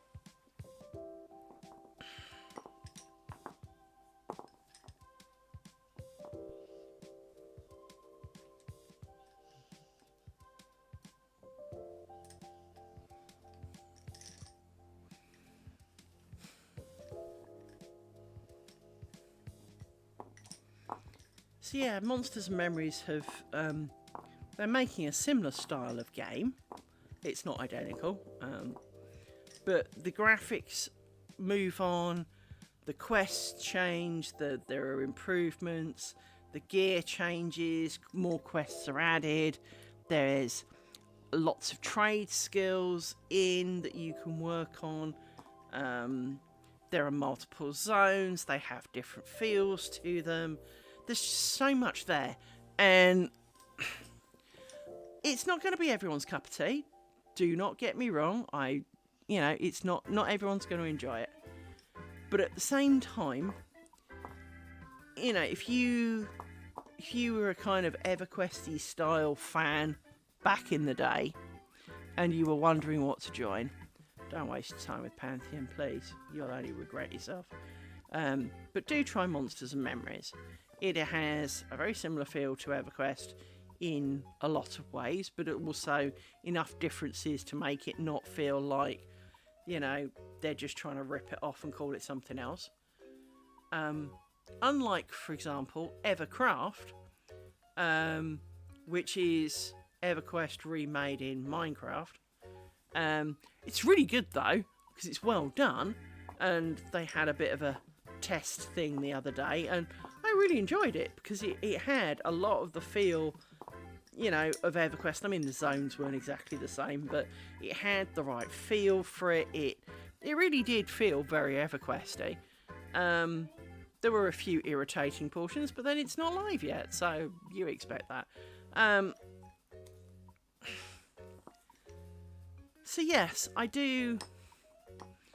I will be doing that on the 30th because, well, that's important to me, and I will probably stream it if that's permitted by them.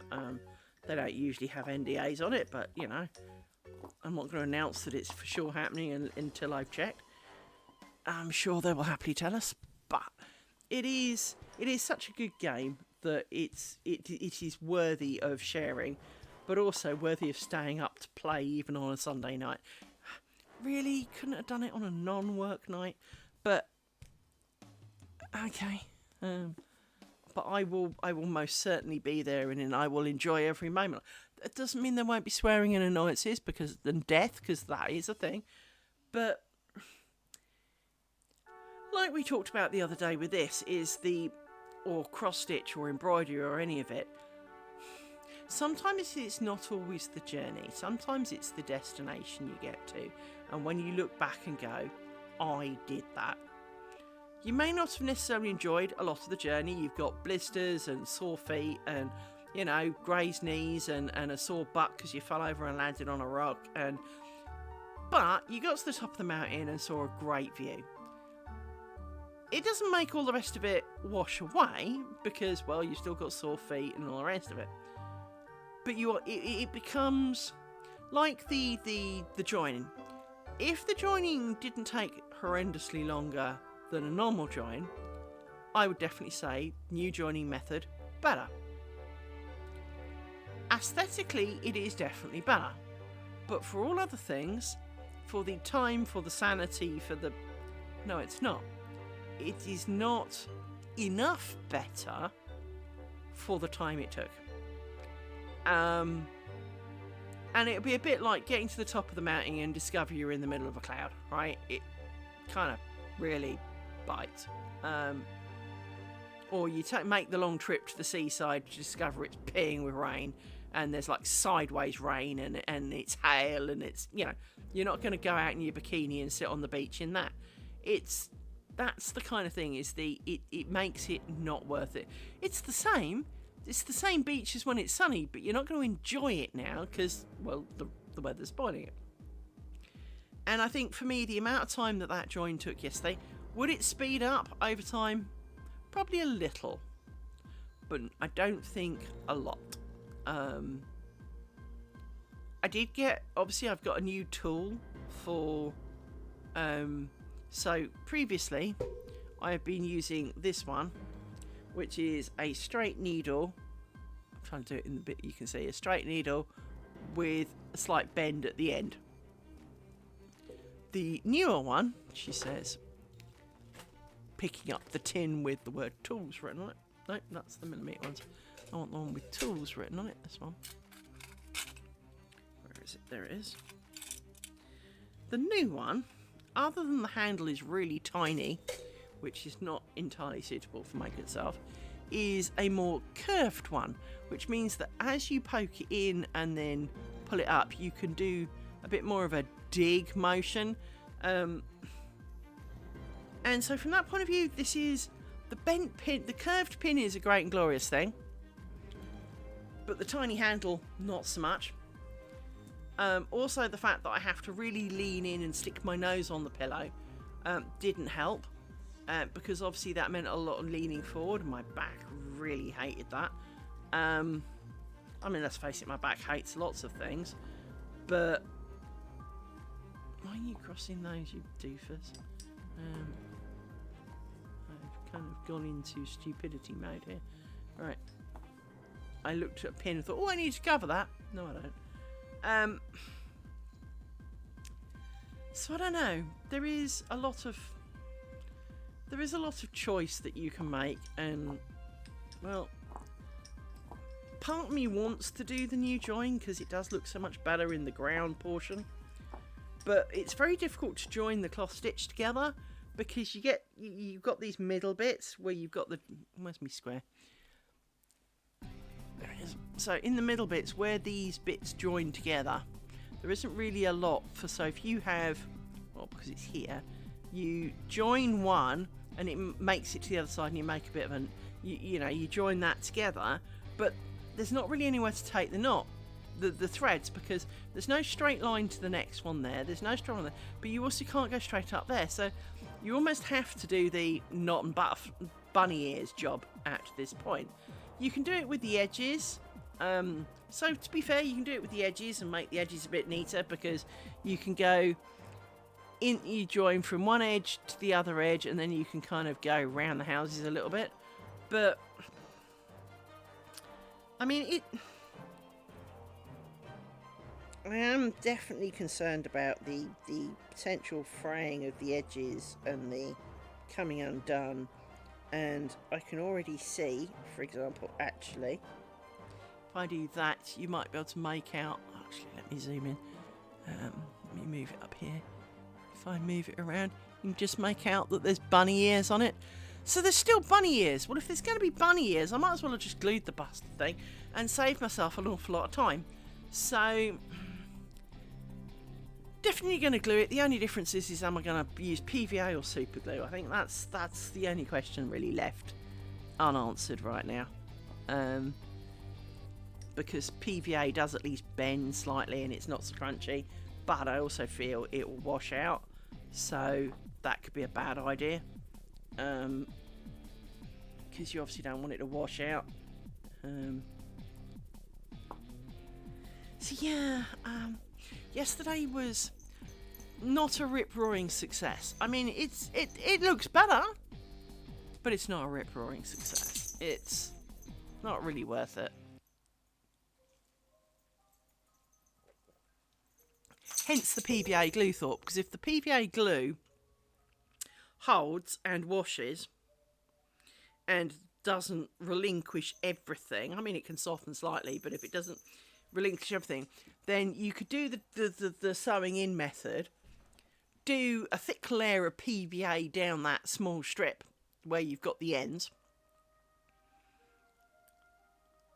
you know, basically you soak the ends in PVA glue and glue them to the other end, to the sides of what they're working with.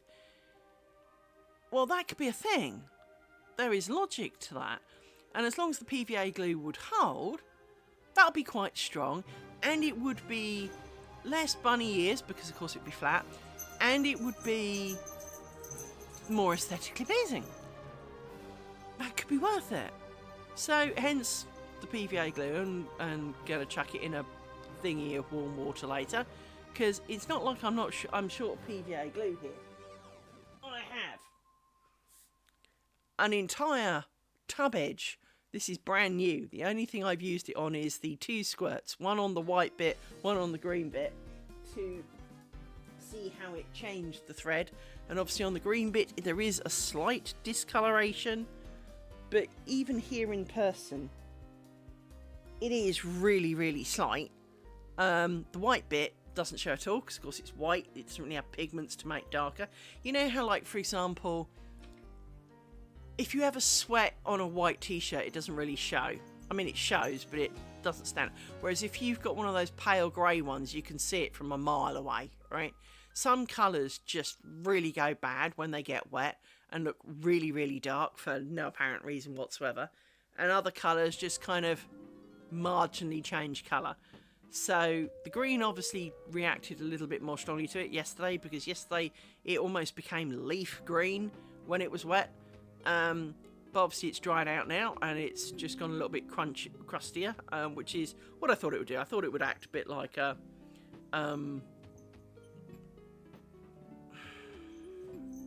almost a plastic coat, give it a more rubbery kind of coating rather than the hard crunchy super glue, because super glue is hard and crunchy and you could literally push it between two metal things and crush it and grind paste out of it.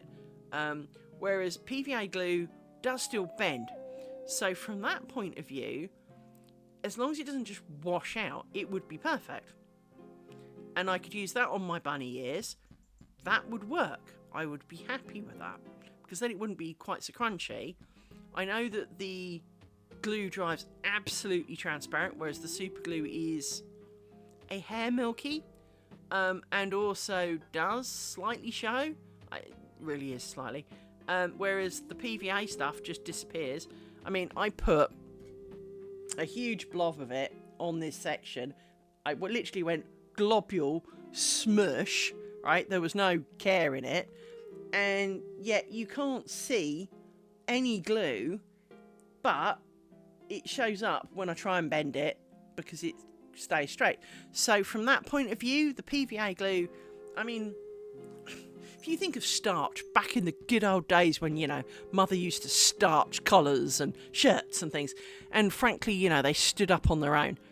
That's kind of what this has done, is it's like it's a really strong starch. And I've actually seen people who do starch their lace work. And so for things like bookmarks, it'd be a really good idea. And they use basically glue. They call it starch, but of course they're mixing flour and water, which is glue. So it's not really that different. And of course, because this dries, I think it would be great for bookmarks. It certainly is a great answer to a starched bookmark, because it will hold the ends in it, because it will glue them, and it will starch it so that it still bends, but at the same time it's kind of stiff enough that you don't pick it up and it just kind of wilts like a dead flower. It'd be perfect for starching things like that. I'm saying starching because that's really how it feels. It is a strong starch. Whereas mixing corn flour and water and then soaking it and squishing it and having to lay it dead flat, and whereas of course yesterday, plonk it on a piece of Amazon cardboard, squirt, rub, lift it off so it doesn't glue itself down, put it aside to dry, ta-da! Now obviously in terms of a net curtain that's, you know, 1/2 metre by 1 metre-ish, that'll be a bit more difficult because you need an awful lot of cardboard for that.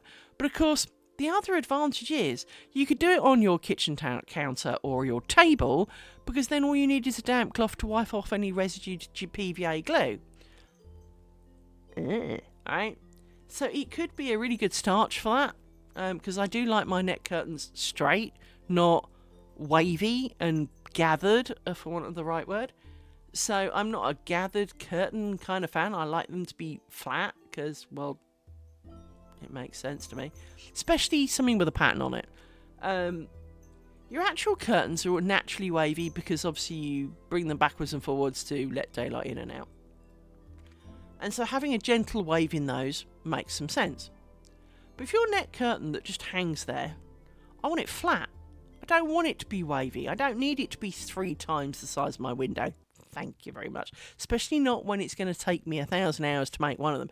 I do not need to be making something the size of 3 windows to put on one. No, do not need 3,000 hours to make one chuffing curtain. No, not at all. Not happy with that. So, yeah, 1,000 hours to make a net curtain is a long time. But I do hope to make a really good dent of it in December, because I will not be at work and I will have more time, and I can take, I can do kind of part 1, part 2 kind of strips. So I can do, say, an early afternoon chunk and a later evening chunk, but I can also do it proper later evening in the sense of I can do it in a more American time zone, because I am not constrained by the need to be up at 7 o'clock in the morning for work. So, it is definitely an advantage. So I want one of these. And my 2 pins of happiness, please. Pin 1 of happiness. Thank you. I am going to pin these down because this works quite well. We know this. I am going to stroke you a little so that you're a little bit more organised. And then I'm going to get my caterpillar. I know this is not what they were originally planned for, but this is what I wanted them for, and it's really good at it. So, because then holds them down, not up, and they don't try and climb.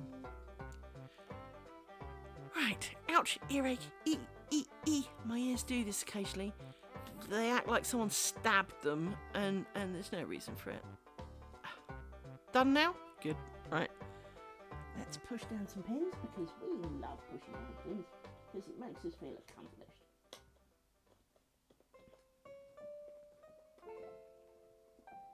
I know I used to use my other pin pusher, but this one was to hand, so this is where we're at. Let's push down here.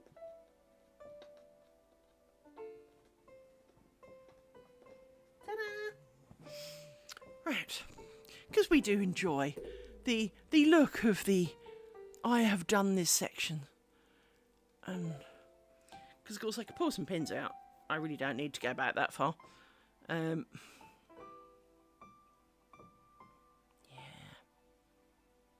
We enjoy that. We left pins over here, didn't we? I'm sure we did. Yeah, we did. So, for example, I could arguably pull out some of the pins in there. But being the last triangle, as long as... Actually, let me order some more infinitely small pins, because...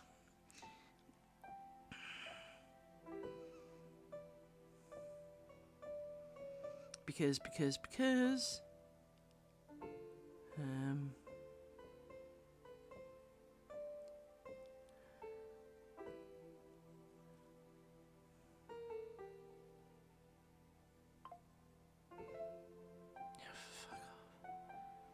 I get so tired of the... Hey, confirm this account. Okay. Oh, we've sent you a code. Can you not just... you did the code, and now you're asking to confirm the thing. So, can you just not... Can you not just...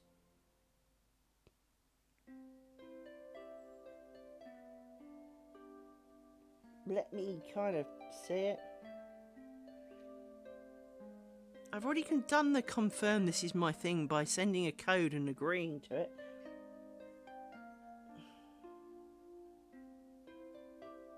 Why have I got to do it again?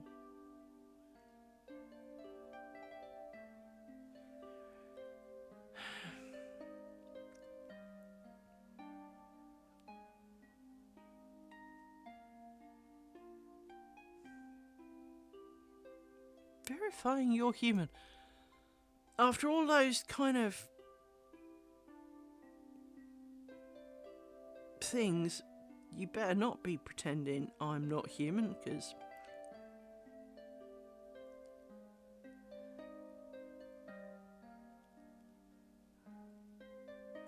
sod off. Your thing's already linked. Well, then stop telling me I need to do it. Where was I going? Oh, ordering pins. I knew I was going somewhere. Now, I think they came from...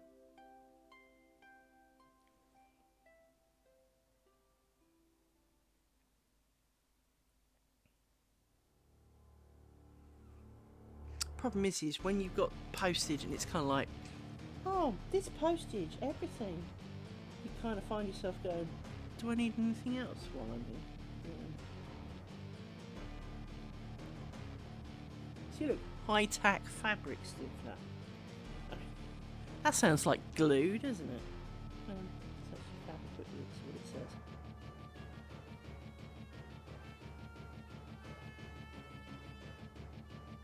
says. Think about what I've just said. Permanently stiffens fabric and has a built-in sheen. Suitable for most synthetic and natural materials, can be diluted with water to reduce the stiffening effect. Isn't that the definition of PVA?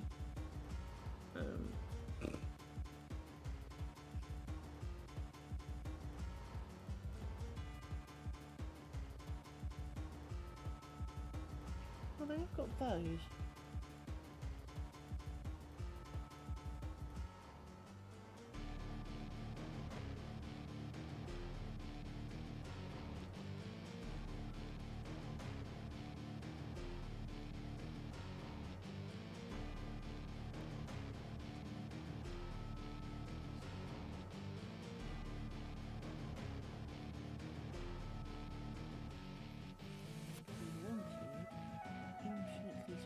this is when we discover this is not the group with pins. I realise this is not making the most entertaining of watching. It of course me trying to find pins. However,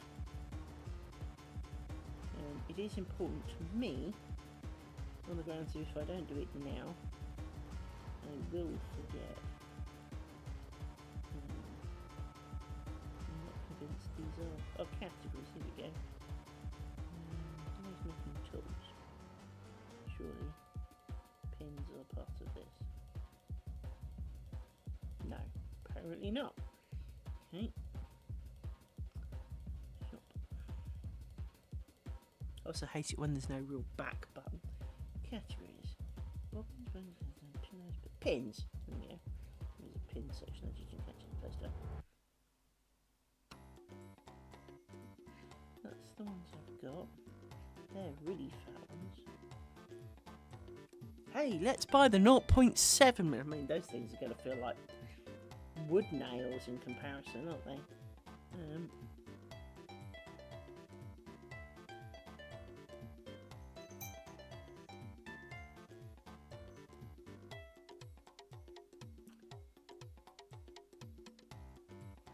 Apparently this is not where I got them from. I could have sworn that's where I got them from. Let me look. Pins.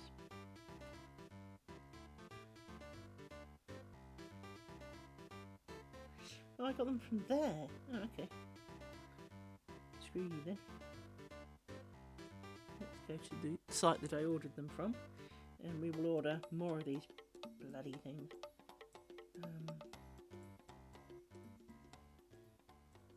And quickly check that there's nothing else in here that I want, because once again, postage and all that. Pins. Pins. Last said pins. 2 sizes, Huntington pins. Here we go. I want the 26mm ones, and I'm going to be. Jesus fucking Christ.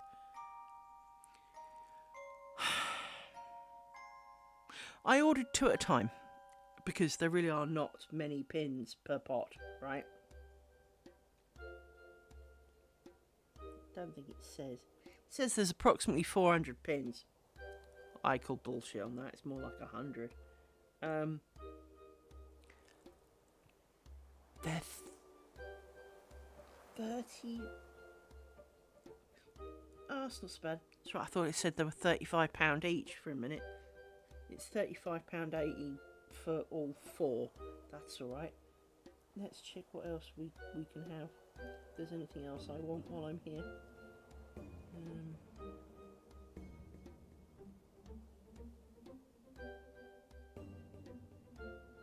I don't think it's certainly not a pattern thing. It's not a book thing. Threads. You can always have more threads.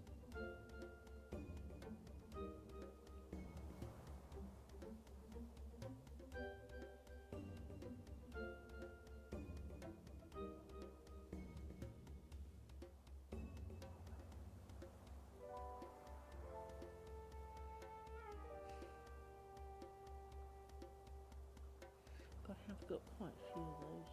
We don't need more of those.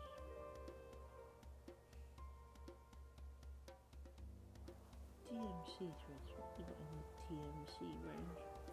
Just because I'm here and all that. Oh look, their website's gone really slow. Isn't that typical? Come on. Oh, for Christ's sake.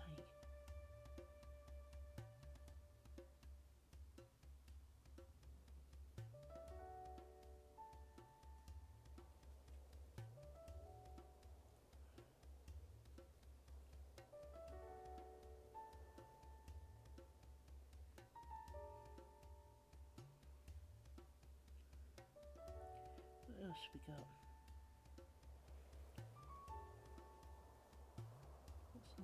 What's in the other options? Just to, you know, make sure that we are.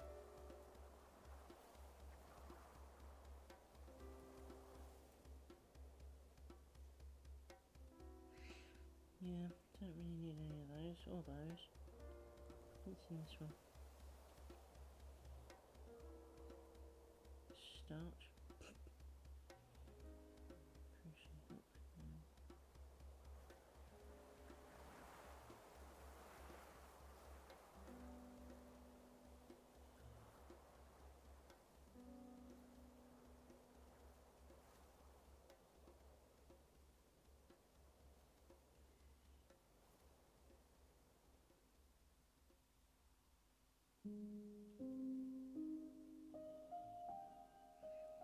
No, that's going to be a bottle of PVA glue, don't need that. As I say, I do apologise, but I feel slightly obliged to check that there is nothing else before hitting go. No, I definitely don't need one of those. All that. Nope, all that. Don't need that. Nope. What the hell's that? Nope, don't be needing that either. Nope.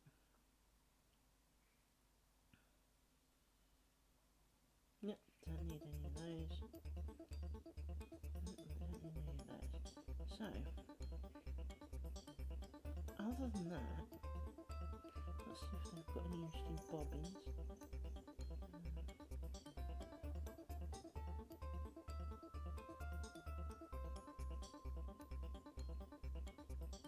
No, they're all Midlands bobbins there. Undecorated wood bobbins.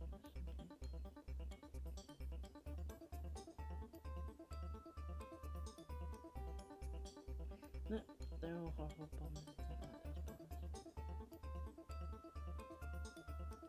No, don't need none of them. It's just not that, it's not that. Not that, not that. No. Beginning to feel that I am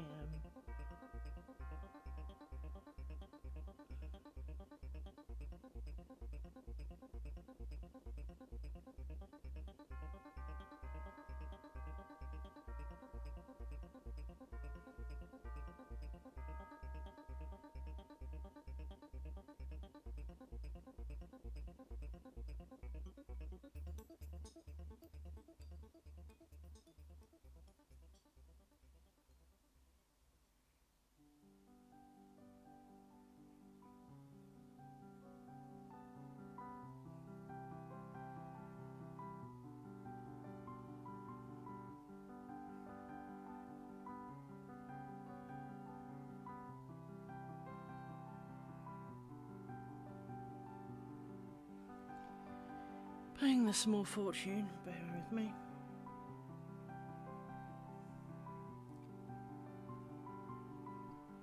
So I'll have 4 more pots of pins on the way because, well, I seem to bend them as I go, so...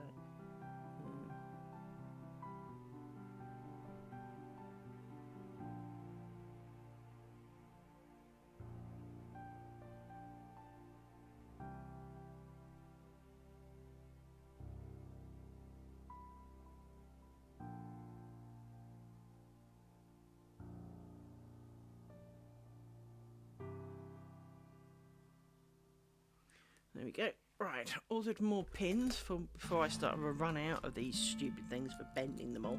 That was a very important task to do today. Because, well, frankly, bending them is my forte. 1, 2, 3, 4, 5. Right. Let's pin you up. How are we doing? 2.5 hours. Oh, ads are about to start. Sorry, guys. I wake up just as the ads are about to hit. Typical.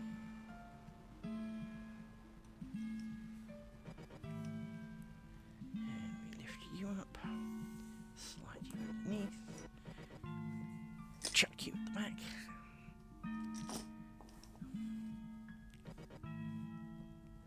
Lift you up. Slide you underneath. Chuck you at the back.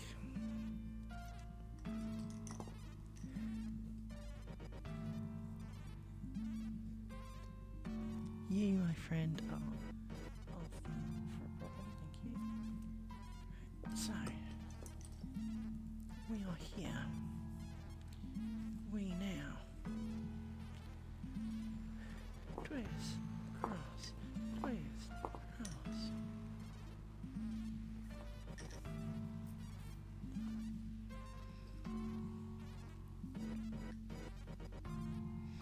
of the differences I did try actually on the green one that is not apparent is one of the things that is noticeable.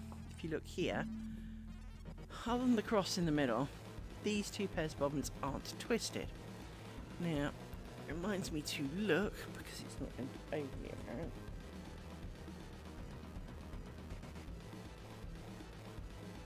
I wanted to see if by twisting them it made a better squircle. I think the answer is technically it does.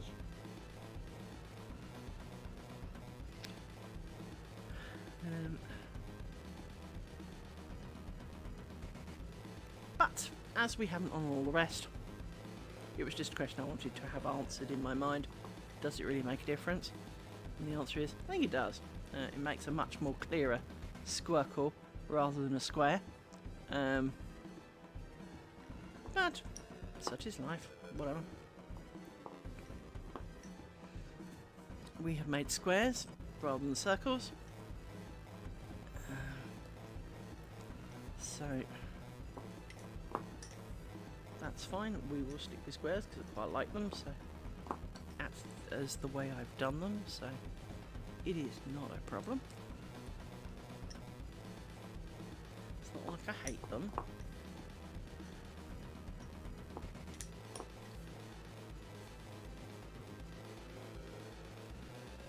Just can't believe how much these wretched pins cost. And how easily they bend and how quickly I end up throwing them out again. No. Yes. No, yes, maybe, possibly. Yes.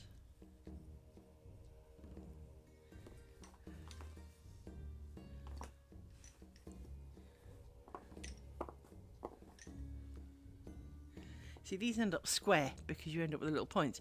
Somehow, adding a twist on them makes them turn a little bit more circular. Not quite sure how that works out, but it seems to.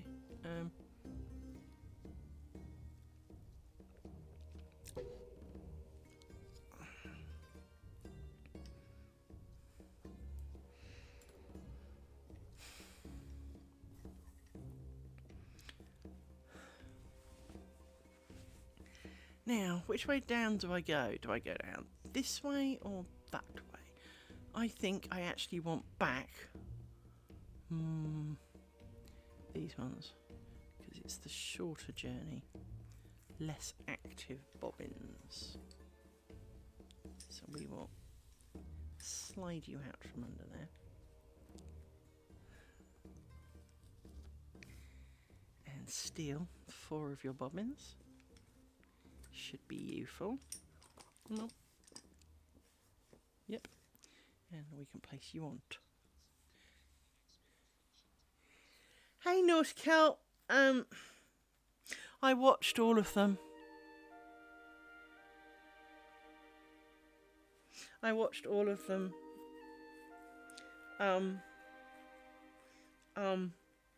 What a waste of money that was.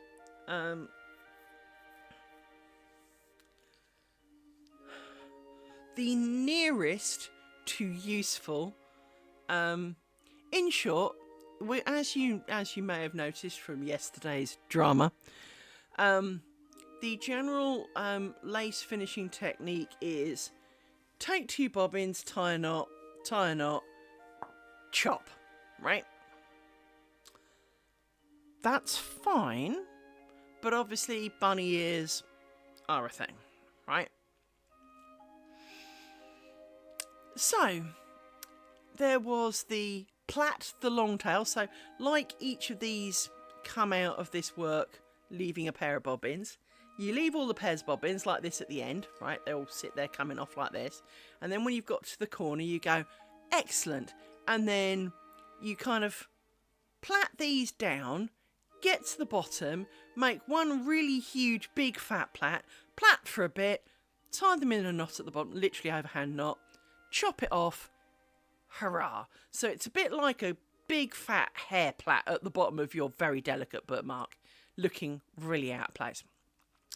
Option 2 is you gather all of these up, you slide them all down a bit like these are. You wind one of them round it a little bit, give it a bit of a knot, trim, tassel. Yeah, that's a 25-minute video. Then there is the woven option, which is basically you do cloth stitch a bit like this, but generally a bit thinner than that. And as you add a pair of bobbins in, like I do as I move across here, and whereas I throw a pair out, so these are obviously the pairs I threw out, but as I went this way, there's a pair thrown out. Instead of throwing them out, what you do is you don't throw these out, you tie a knot in the second pair in, so you skinny it in the middle, but you still got all the knots and the bunny ears, and it just kind of doesn't mention them. You just leave them, and there'll be little holes around the knot and everything. And my brain's going, well, that's really... Anyway, and then there was the Flanders one, which is, much as I'm working this in a kind of circular manner, even though it's a square, you would get to the end, and let's say I'd already done this bit, I'd do what I'm doing now, which is I'd work a good number of rows in, all the way down here, bunny ear the bottom, so get to the end, bunny ears, bunny ears, bunny ears, chop, chop, chop, then get even more threads. So instead of, as we did yesterday with Square of Doom, by the way, I'm not going to show you what happened with the glue, but, you know, yesterday's Square of Doom, because the glue thing was kind of successful, unlike everything else yesterday. So you still got the bunny ears, but instead of having a crossover part, let me show you the crossover part, because let me show you then. So this was the portion that we did the proper way, and you can see on that this is fairly inconspicuous. It is slightly thicker, but it doesn't scream at you.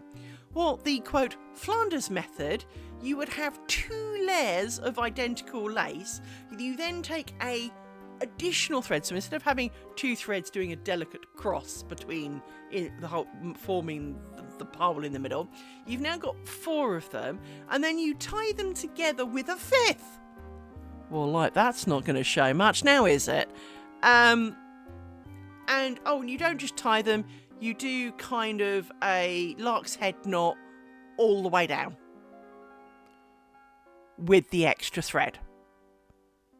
How fat is that going to look? Anyway, so that was a miss in my mind, because, well, frankly...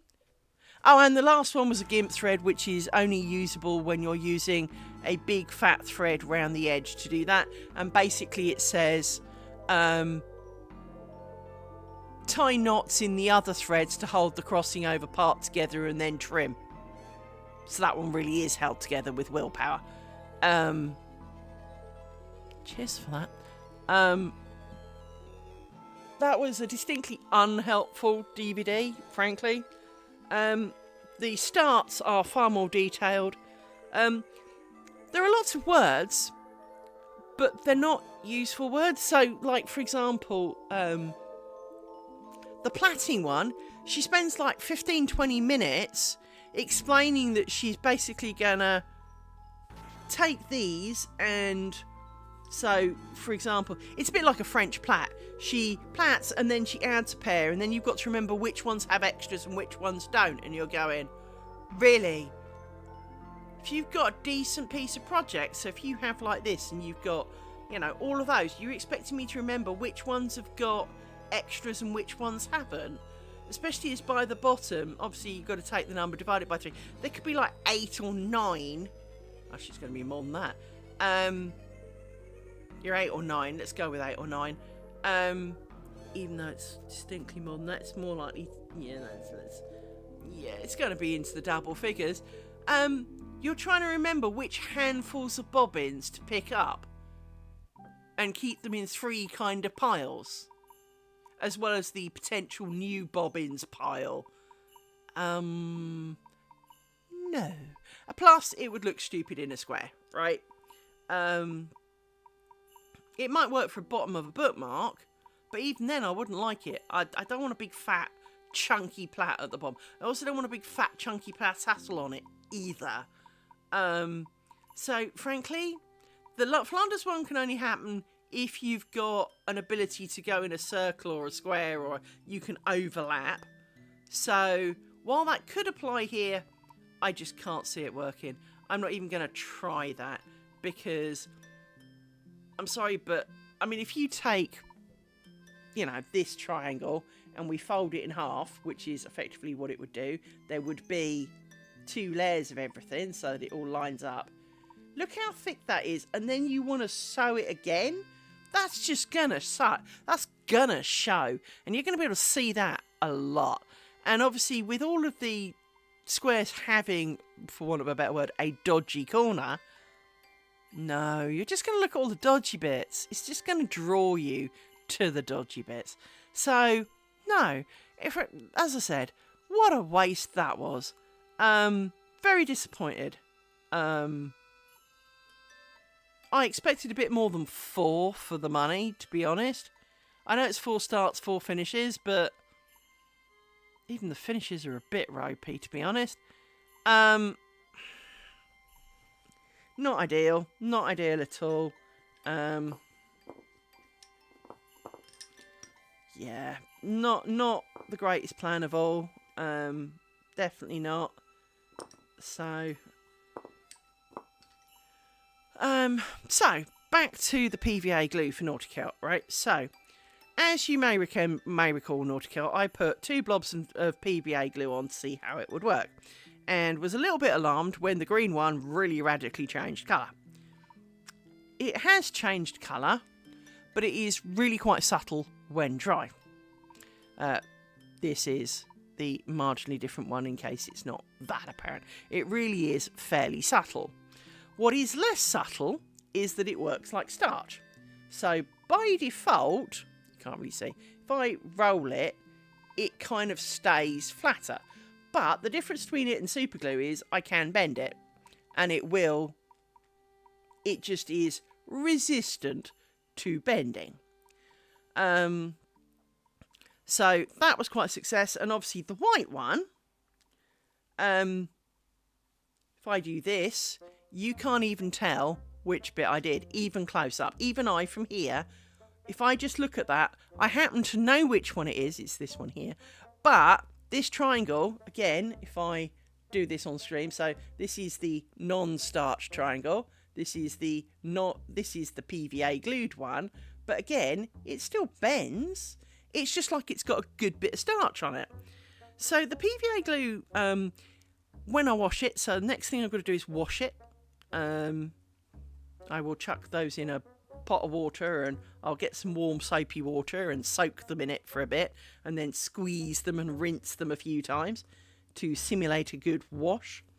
If the PVA glue holds, the PVA glue is clearly a winner because, especially on the white, it does not show. It does not show at all.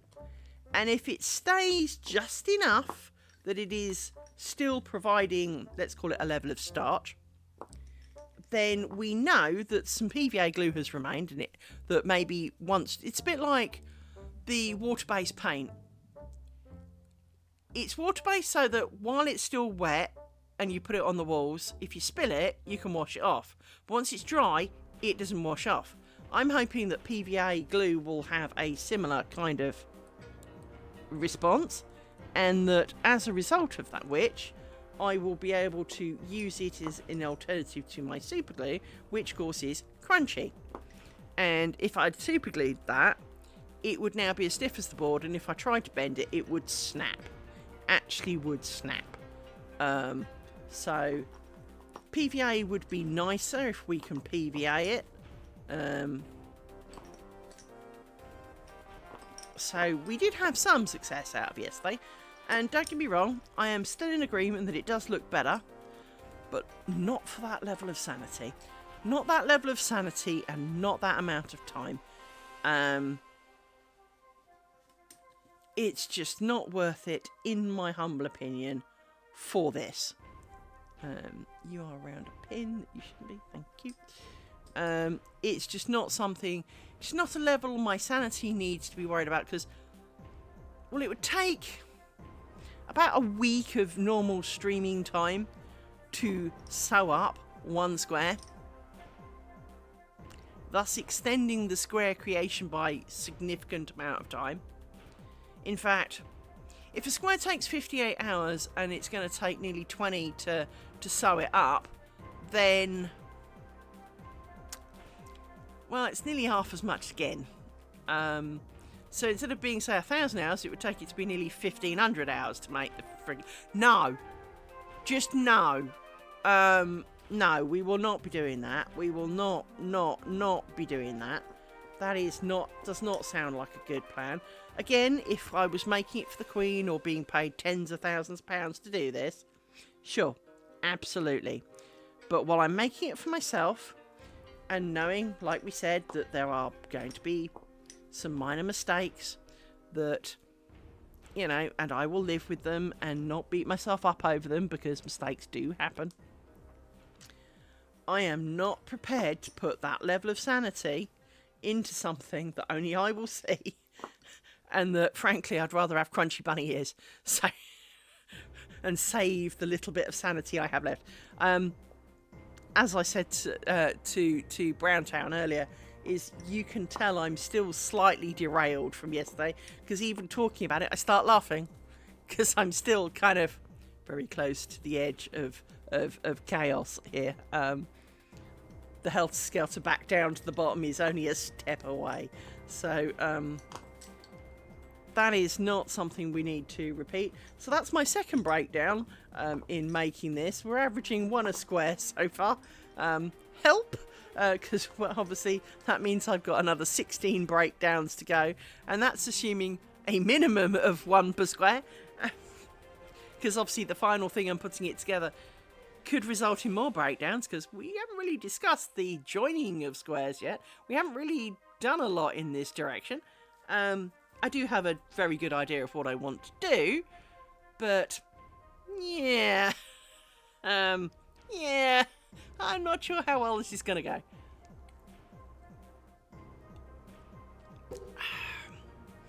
But thank you for being with me on my descent into my personal hell yesterday, Nutkel. I appreciate that it was A, witnessed, and B, there was someone keeping an eye on me in case I really kind of did something utterly stupid, because I wasn't quite at that level, but damn was it close. I was not good. Yesterday was not one of my better days. So far I've cried because I've lost it when all the pin shit happened. And now yesterday I descended into hysterics because I lost it even more. And I wonder what I'll do next time. Are we going to take bets for next time? Yeah.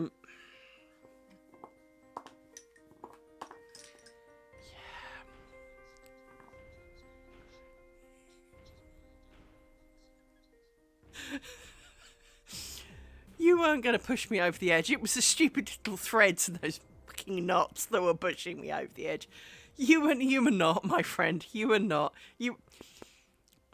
Maybe your help was a little bit dog-style help in that you were trying to help. You really, truly were, but maybe it didn't really make a lot of difference. But at the same time, you were trying, and believe me, I utterly appreciated that. I appreciated the accompaniment into my personal hell, if nothing else. Not doing it alone, because I think if I'd done it alone, it would probably have been a lot worse. I mean, obviously, I do apologise if I appeared overly ratty at any one point, but the descent into hell was real for me. It was not a pleasant moment. But we are where we are. I am who I am. But we have learned. We did learn things yesterday. One of them is that I really do lose it.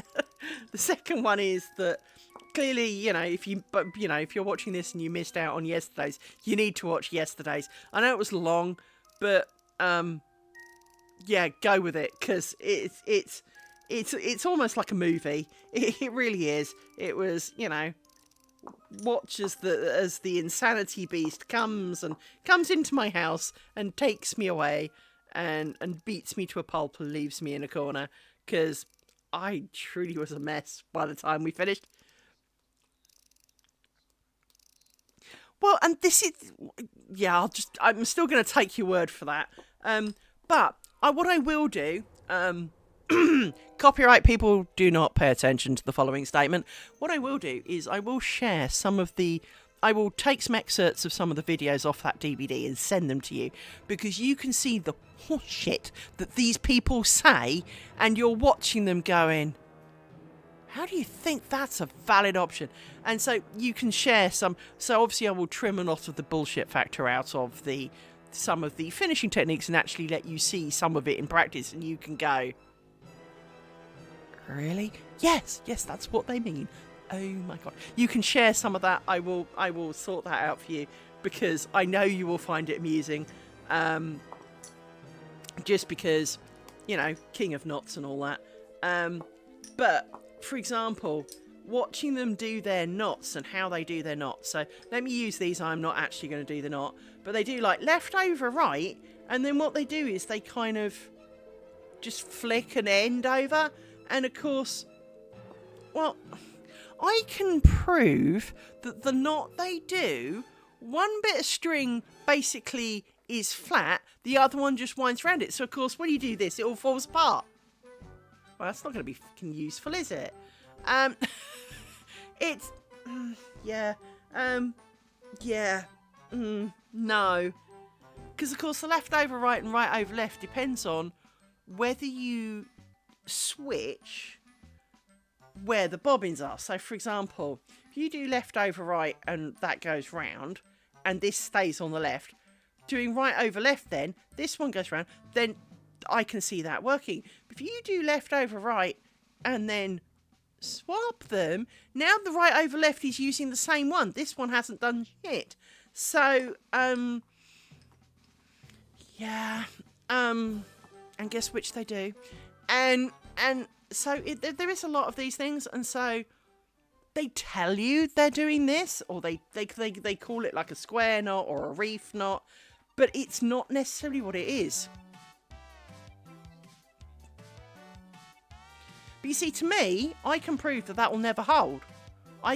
How can that ever hold if you never wiggle the other one, right? And I hate this bobbin, but I don't really want to rewind it, so it can live for now. But I hate this bobbin because it's gone all skanky in the middle. This has got as much shit on it as any of the others, but this one looks way fuller just because it's kind of molted and tangled itself. Because, of course, it's tangled itself around itself, which is why it's not coming undone, to get looser or tighter. I can't get hold of this end because it's kind of skank.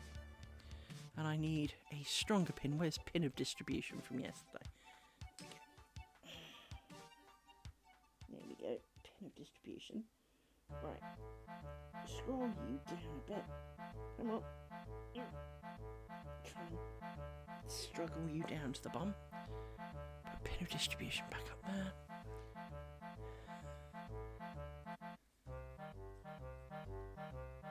There we go. So yes, the fact that there are 90 different names for the same shit really doesn't help anybody. Because, well, it just doesn't help, right? I'm just going to put you there out of the way. And the fact that then, like you said, right, when I showed you the weaver's knot and you couldn't understand what the fuck I was talking about bunny ears for, and then you watched the video and all he did was talk about bunny ears, right? And you watch the knot and there's still you almost watch at the end and go, I don't get it. This is the problem that I've got, is that quite often it's not that it's wrong, because maybe it's not, but unless it's described in a way that makes sense, it's a waste of time and money.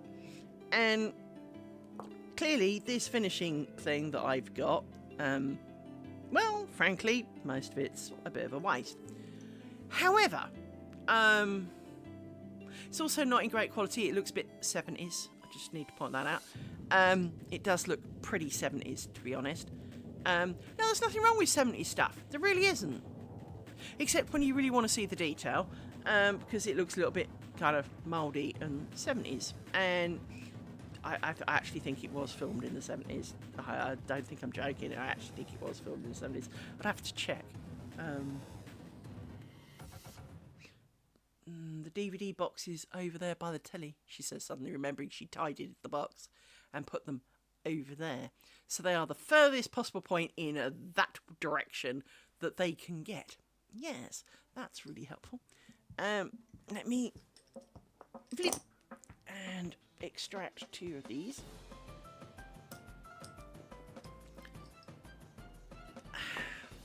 Make these longer because they're too short. So yes, yesterday's descent was distinctly unpleasant. Although I'm glad I do vaguely remember you saying you were laughing, so at least that's a good thing. Because clearly so was I, but for all different reasons. I didn't know what else to do with myself. I was explaining how I basically did the same when I bust my knee and I was wedged in a door frame thinking I was going to end up dying there, because my dogs would eat me because I couldn't get out, because I couldn't turn left because my foot was in the way and I just don't bend that way, and I couldn't roll the other way because I was too fat and the door frame was full of me. So I also did the maniacal laughter then.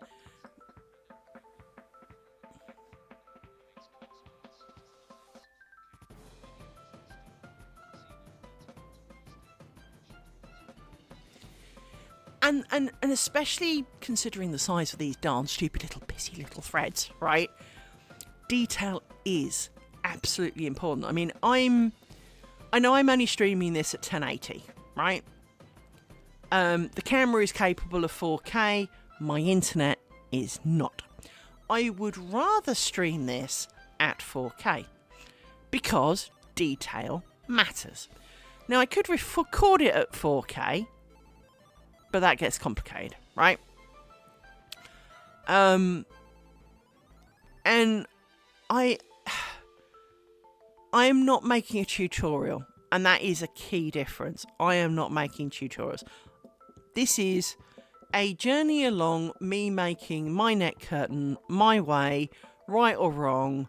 Some of the things we do along the way, such as lose my marbles yesterday, but it is to document my journey. 99% of it is for me.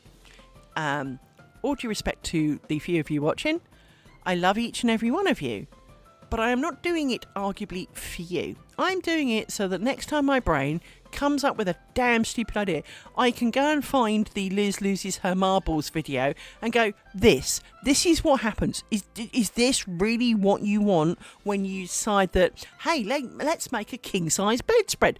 You couldn't even make a 1/2 metre by metre net curtain without losing your shit. Do you really, really think a king-size bedspread is really up your alley here? And my brain will go, but... and we can have the argument, right? Because there are other things. There is a bit of me, right? So, as you know, I've been doing a bit of cross-stitch in the intermediate times, mainly while loading videos, because they take a really long freaking time, because I've got dog crap internet. But I've been doing that, and I'm doing it at 25 count, and so it's my arse-numbingly stupid small threads again, tiny little holes, pokey, county, no, I can't see that, even though I know I've just done that, kind of moments, right? I really want to do a big thing. Welcome to my brain, right? I really want to do a big thing. And when I mean big, I mean big. I'm talking covering my sofa, which is a 3-seater couch, by the way. So I want to do 2 parts, one to cover the back, one to cover the seat. So I want to make like a tapestry stroke of cross stitch to cover the cushions on the bottom. Now, obviously, it only has to be really the tops and the front. Don't really have to do the sides and the back. But I still have to do, it would still be an inordinate amount. And even if it is a fairly geometric, simple, subtle design, because I don't really do patterns, this is what my brain's thinking. This is the kind of crap my brain goes, oh, you've done like 1/4 of an inch of your thing and slightly puzzled yourself with how small these damn tiny stitches are and the number of knots that you have made in the thread. Why don't we cover the house in it?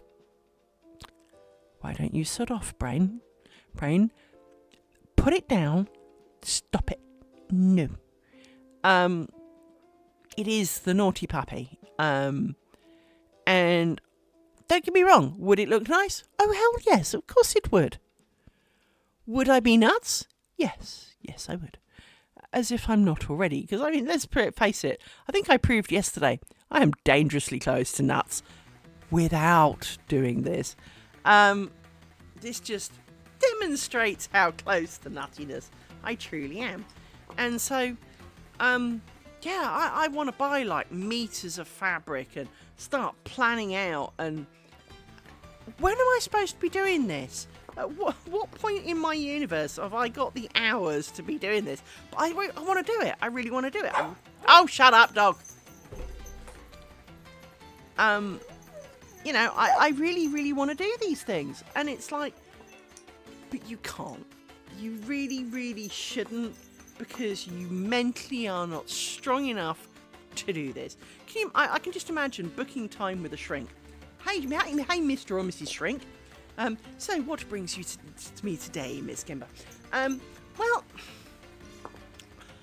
I want to make, like, an acre of 25 by 25 stitches per inch, cross stitch, a pattern so that I can cover, like, my couch and my chairs and maybe do a bedspread. Okay. So why are you here? Well, because I lost my shit and I didn't even manage to do 8 centimetre squares without losing my marbles a few times.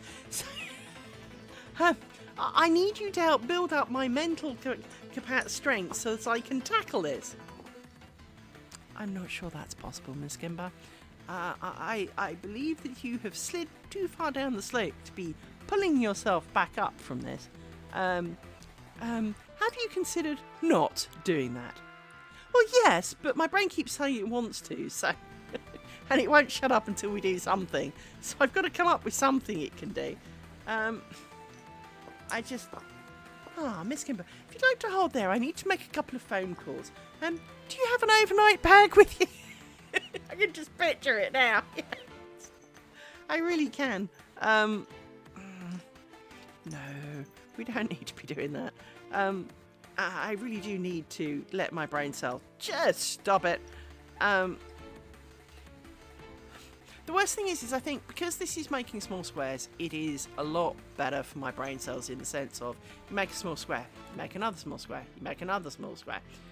And God forbid you kind of lose it in the middle. Well, if nothing else, you put it between a couple of bits of laminate or whatever and call it a placemat, right?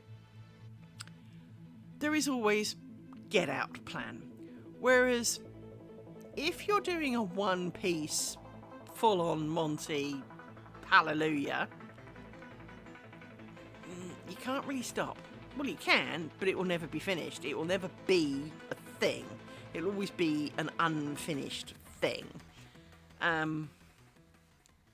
So yeah, my descent into madness yesterday was a little of an overreaction, potentially, but it did take a really long time. And it's not time I wish to spend losing my marbles again, because clearly doing a bigger item will only be worse, let's truly be honest. You need to be over there too. It can only be worse. It can't be better. So, no, is the short answer. But if I wash the PVA glue and the PVA glue doesn't entirely wash out, then it is a replacement for the super glue, and that will be a good thing. Because it is very unnoticeable on white, and I believe will give a more subtle finish to the bunny ear issue. But again, what I don't want it to do is go, yeah, PVA glue solves all of the problems. Do it in PVA glue, need to wash it one day, and watch the whole thing just turn into a big pile of one string tangle. Because if you thought yesterday was me losing my marbles, that'll be nothing compared to if it all fell apart. So, yeah, don't need that happening.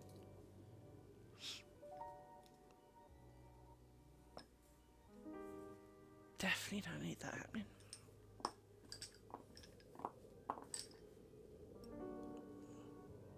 Get off the pins. I've also ordered some more skinny pins so that as I bend them by looking at them, I will have enough pins to keep going during December. I ordered 4 more POTS pins because I ordered 2 lots of pins, and if you think there's some in there, obviously.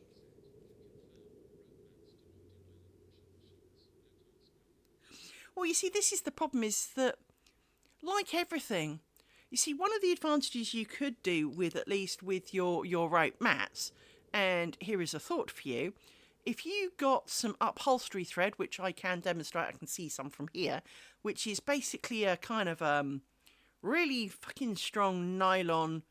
It's way chunkier than this, but it's still thread.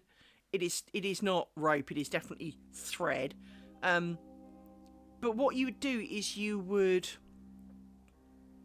almost sew some of the bits together to encourage them to stay together. So using the twist of the rope, but you would do kind of almost small stitches, but you'd do a few, but kind of like under the top layer. So you'd kind of like pull away a little bit, do a bit of a stitch and cover it back over with, it's a bit like how people do hair extensions. They put them in and then put a bit of hair over the top kind of thing, right?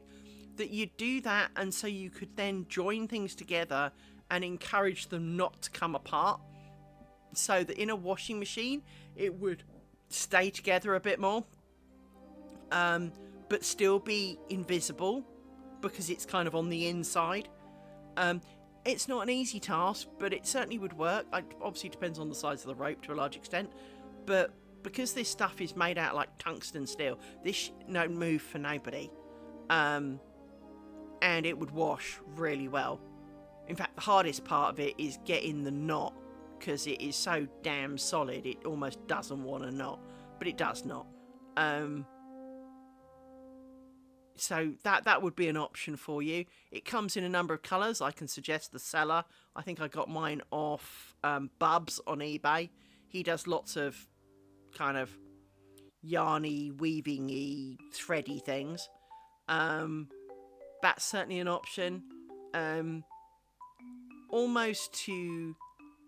It's almost like how you would do a coil mat, in that you would sew the coils together so they don't just actually sit there by magic. You actually sewed them together, but you do it invisibly, so people kind of wonder how you did it. That kind of idea. That could work quite well for you.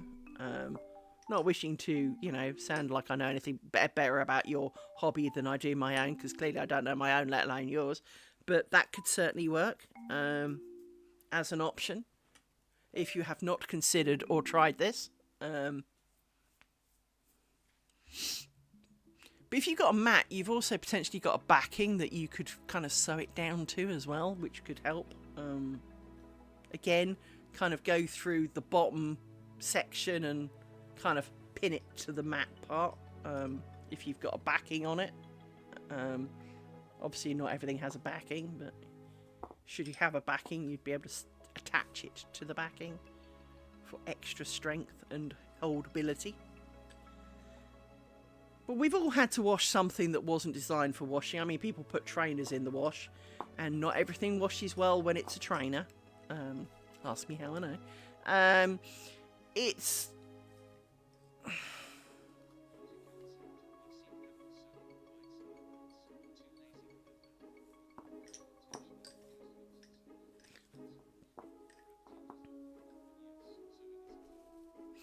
So you see, you know, without knowing your hobby, that would be my first thought of strengthening it to prevent future chaos and disappointment. But as you've just said, you know, your sanity kind of goes, yeah. Oh, thank you. Thank you for the follow.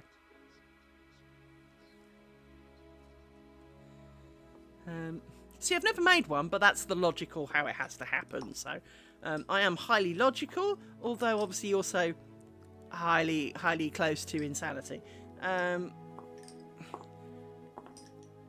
Hence I get wound up by some of this stuff because it's not as logical as it feels like it should be. But yes, thank you for the follow. Welcome to the madness that is my insanity. Do feel free, you can ask questions. I am here most days, losing my marbles slowly, more and more each day.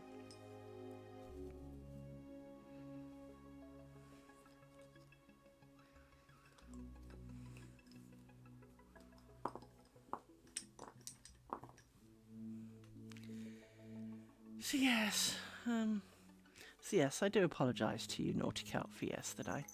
I was not my best me.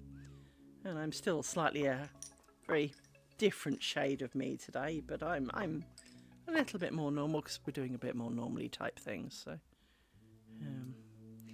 but when I'm done, I'm going to do a bit more on my cross stitch. I shall section you out some of the videos and send you some clips so that you can laugh or cry. It may be more appropriate at some of the things that they do. It's just shit.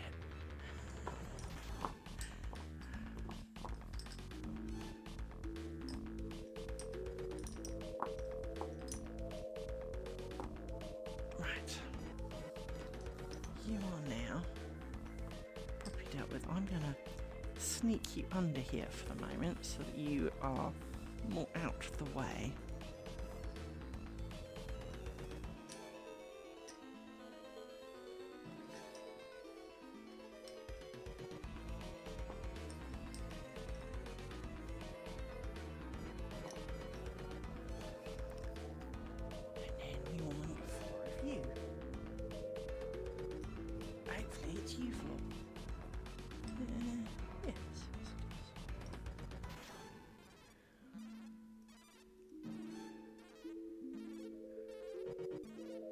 No, come on, Dan. Stop being stubborn. There you go.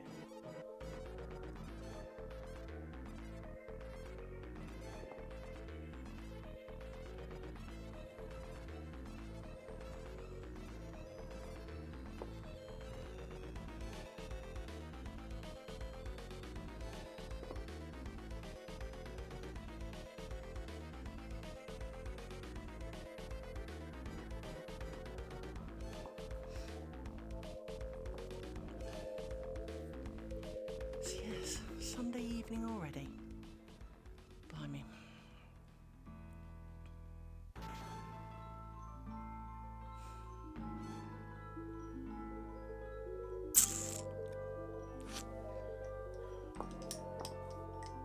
Wrong ones.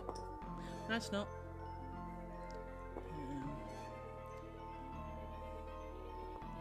Yes, it was. Because you've already done. And now I've had to undo you, so now we'll have to rework that bit out.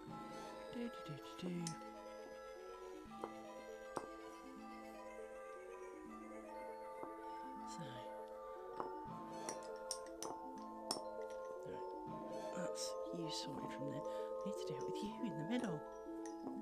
Stupid woman. Which probably means that one's going to look a bit wonky in the future.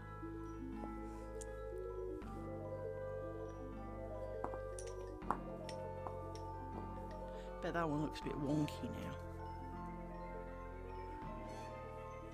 Shouldn't do, but it does.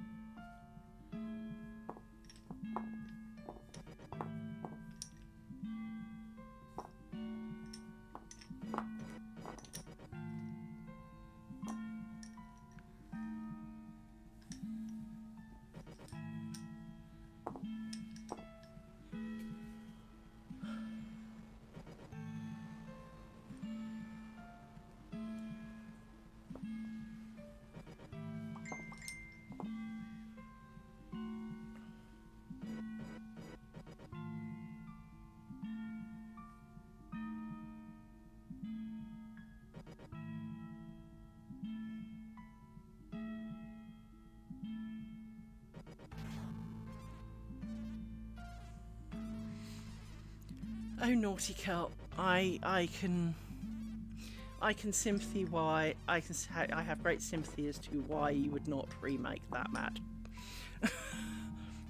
I can see the pain and anguish of making it the first time, and to watch that fall apart would have been very devastating. And as you say, it's just like, no, well, let's not do that one again. No. And it's a bit more open, so it becomes a bit more like my lace work in the sense of, you know, finding places to hide the ends is bad enough, but if that comes apart, trying to redo it, oh god, no.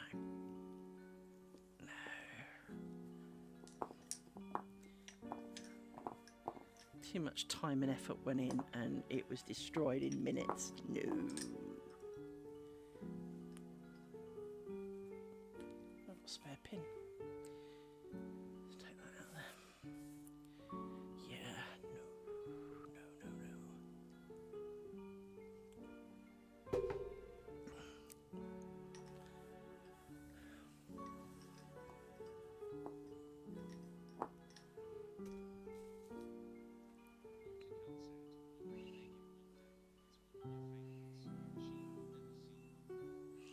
No, the only thing you can do is, like I was saying about, you know, potentially washing of the net curtain, is almost the filling the bath with warm soapy-ish water, and then, you know, almost you swill the water around and let it drain, and then rinse it by filling it with water, let it drain, rinse it with water, let it drain, and you treat it like the most you know, like it's some form of, you know, 12th century prize, you know, half falling apart bit of cloth, you know.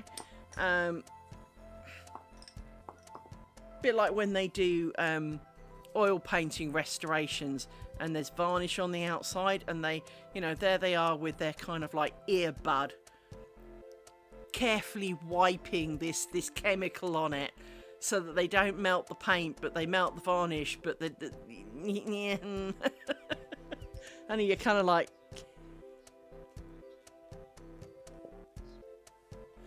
hello, Silver Dragon.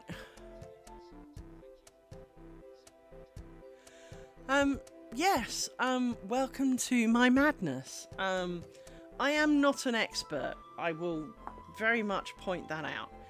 However,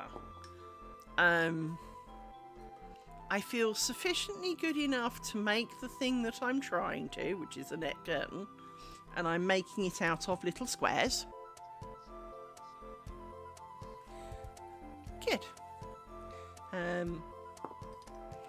But I am not an expert. This is not, you know, I am not claiming to be, you know, I'm not here to teach per se, because, well, I am not the most experienced. However, I am capable of making this, for I am making 5 1/4 inch size squares, as indicated in the top right hand corner, one triangle at a time, and I have a lot to make. It is going to be a long journey, so I will be here most days. I can't promise every day. I promise every Friday afternoon, UK time, but other days vary, but occasionally I do need to take a break.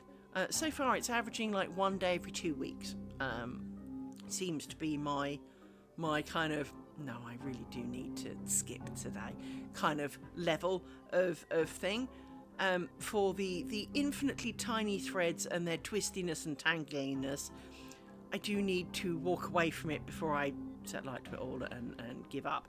So I do have other little things that I do along the way, and I talk about some of those. So for example, one of which is I am doing this as a cross stitch, and this is my first ever cross stitch.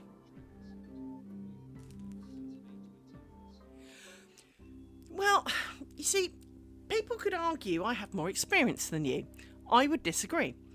I did some as a single-digit aged child, and I went to a literal couple of lessons where Teach made me do like 1-inch strip of cloth stitch and half stitch, and I don't actually remember really doing any more. She didn't tell me how to finish it, which is why I suck at finishing. She didn't really tell me how to start it. We just poked bobbins in and went for it. But I took it up again probably 3 or 4 months ago now. But obviously some of the twisty crossy bit was still all in there, oddly enough, because I do have one of those brains that just, it shelves it far away in a deep, distant, archive, but it's still in there. So from that point of view, a lot of it was still in there. Now, obviously, certain stitches I did not do back then, but, well, it's crossy twisty, that's fine. And, I even designed this pattern, so, that was a thing. I didn't buy this, it is one of my own design. It is based on one that I've got, but I designed this myself to be exactly what I wanted it to be, and the size I wanted it to be. So from that point of view, it is 100% me.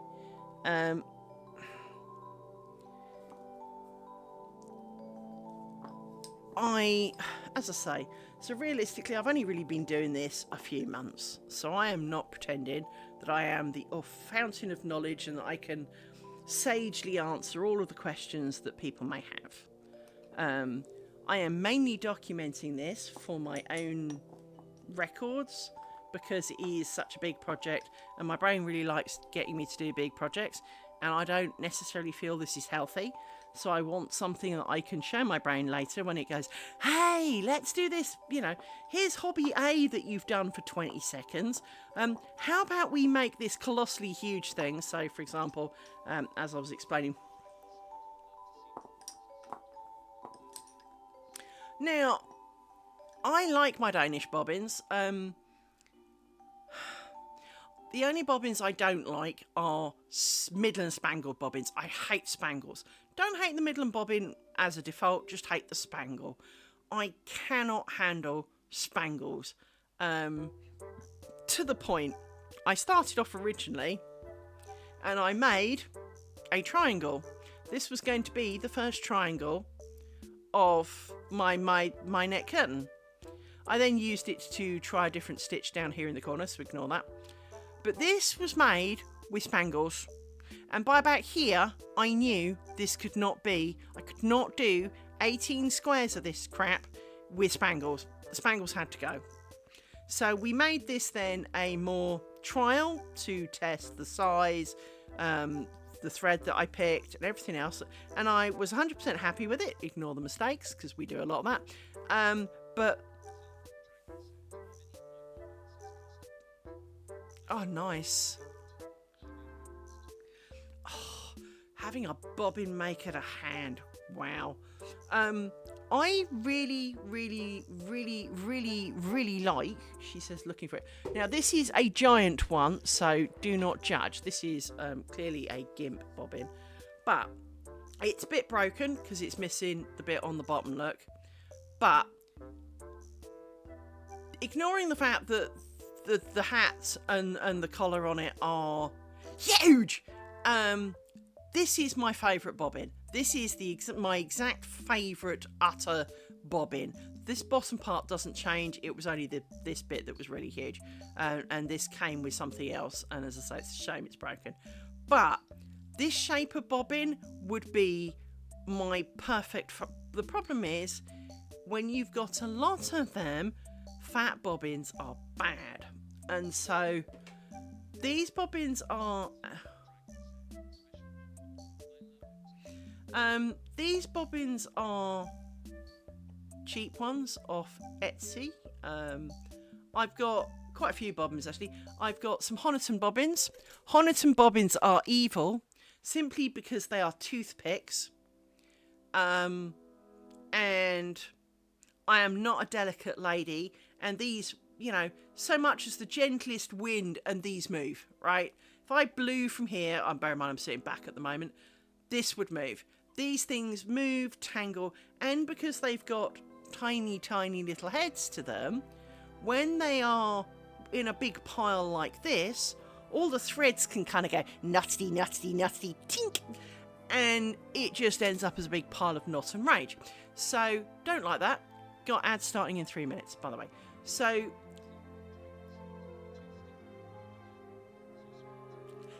ditto, I've got man hands, toothpick bobbins, bugger off. Spangles, bit better in size, although not a lot. Spangles can... I missed my opportunity to find the nearest bonfire on November the 5th to pile my spangle bobbins on, because that's all they deserve. These are the next size up that I've got, and they are of tolerable size when in a pile and working with. They're not heavy, but there is some weight to them in your hand. You notice that you're holding them, whereas those bobbin ones, Honiton ones, you really can't tell. I mean, if I put that in my hand, it has no weight to it. It's like 0 grams. It's like it's made of polystyrene or something. It's too delicate, too lightweight, too just not me. These are...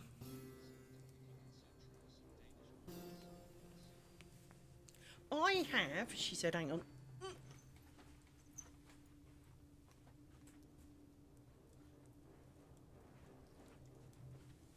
I have a colossal amount of Danish bobbins.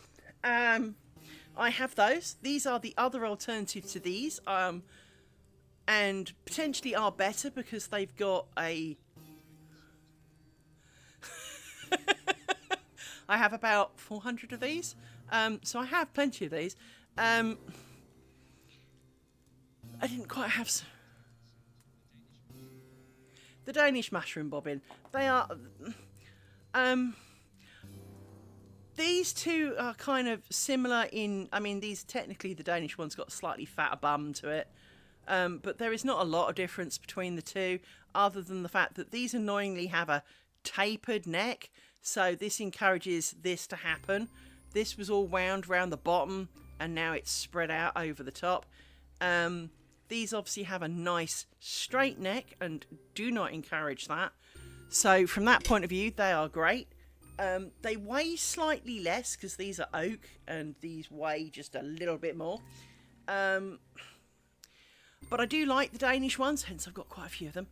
And so I have a collection. I have quite a few collections of bobbins because, like a lot of things, they can look really pretty.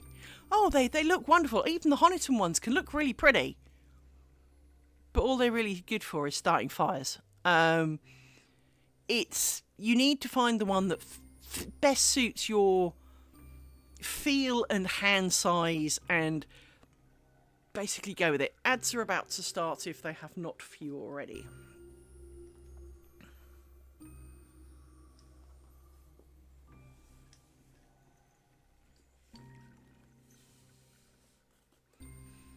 So, but yes, it is always good to meet another lace maker. I like lace makers. They're good.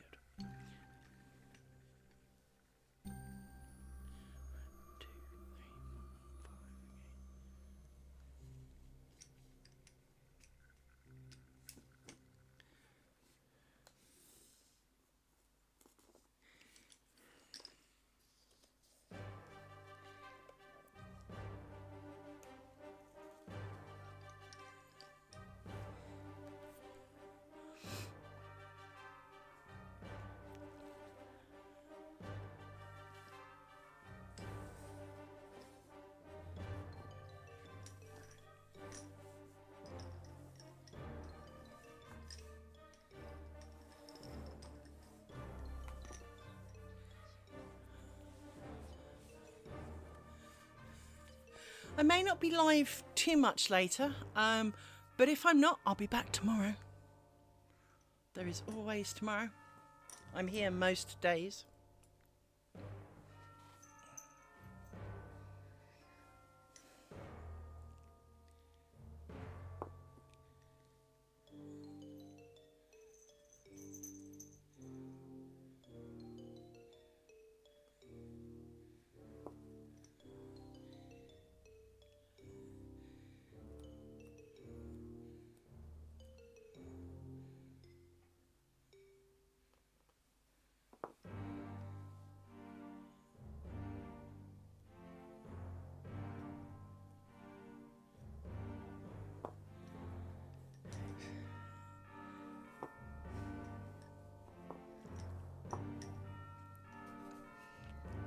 Yes. We have met a new friend, everybody. That's always nice. We like people.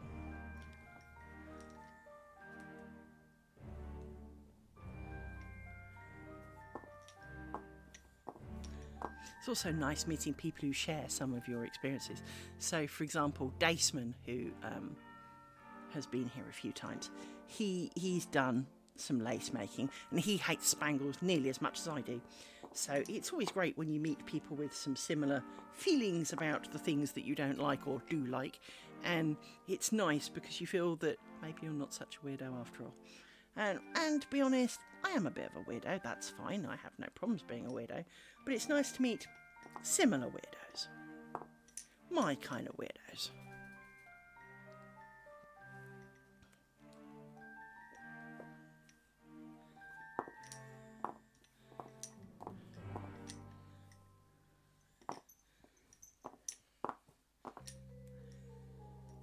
There's a lovely lady called, is it Saskas? Let me quickly look and see if I can find.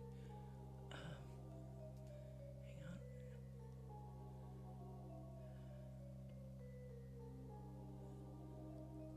As always, when you look for it, you can't find it. Okay. Channels you follow. I know she's one I follow, so she should be here on here somewhere.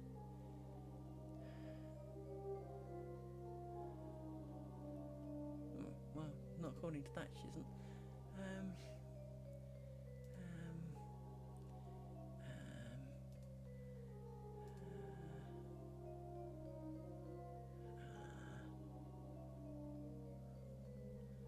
Trying to find.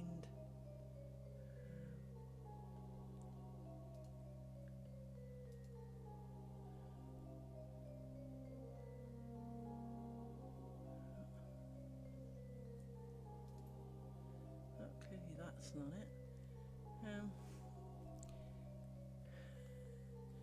Let me search on Twitch for it.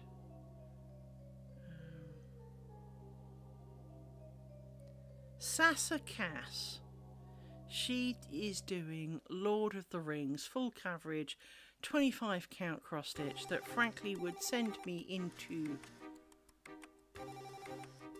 deeper hell than yesterday, and she did like nearly 8 hours of it yesterday, bless her. She does do multiple different things. I appreciate the lurk. Lurk is good. Lurk is very acceptable here. I have nothing against a good lurk. I shall speak to you later.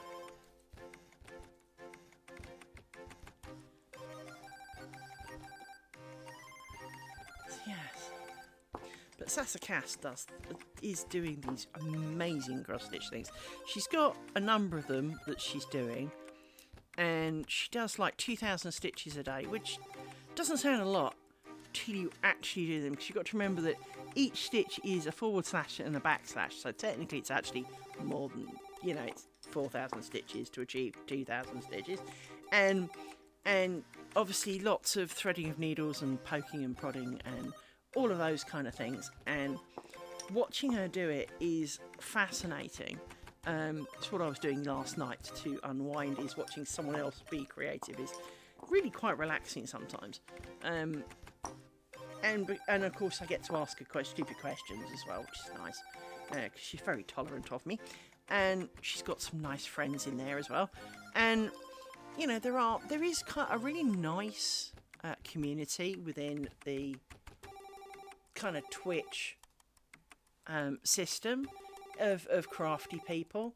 None of them, they're all really friendly. They're open for questions. They will laugh with you at your laughs. They will commiserate with you at your sads. They're very non-judgmental, and it's really quite nice. I have yet to find a channel of crafty people that are like gamers, where they're all drama and how you can't possibly like that, and no. They appreciate that maybe they like this and you don't, but they're accepting of that. They accept that you cannot like the things that they like, and you know, they're happy to help you and offer you ideas and maybe places to get new things for inspiration. And it really is a nice place to be. And so the crafting community here is really quite nice. I haven't really met any of the I haven't really had conversations with the YouTubey people, because of course you don't really interact with them live. They leave a video and you maybe pass a comment and they answer it. It's not really the same as Twitch, where you know, after your stream you go in and you go, you're uploading my video, so I'm doing a bit of cross stitch, and I join someone else who's doing some cross stitch. And it's nice because it feels like you're sitting in a room with them, and there's general conversation happening. There's a few people in chat nattering, they're doing something and laughing, and it's just a really pleasant experience. And I'm not sure that I feel entirely part of that, but I'm not unwelcome there. So I'm not sure that people come here and feel the same. But that's partly because I'm new and I'm socially awkward. But at the same time, I do feel welcomed by everybody else. You know, people have raided my channel and sent lots of people here, and well, one of them was quite disturbing. There was like 20 people here at one point. That was really quite kind of freaky, because usually there's me and a couple of other talker people who've, you know, said hello or whatever, and that's kind of it. And most of the time I don't even know half of you are there, so it is it is kind of a little bit weird. And I find that awkward because I am not a people person. I struggle with interactions.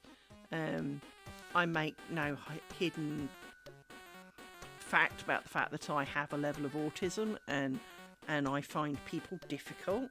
I can't read social cues, which makes for me digital interaction much more of a level playing field, because as a general whole, you type something, I read it the same way everybody else will read it, and I'm not reading it differently because there is no context to it per se.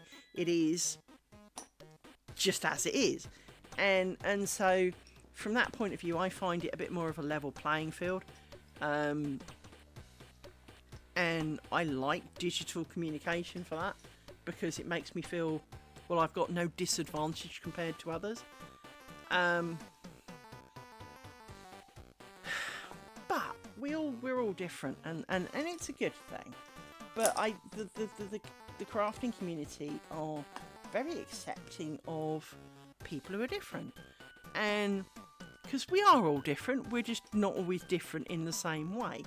And so to have a group of people who, hey, you're doing lace making, I've had a go at that, or I've always wanted to have a go at that, and they come and watch, and then, you know, depending on when they finish their stream, they might send some of their the people who've been watching them over to say, well, this is a bit different, but hey, have a watch of this is interesting.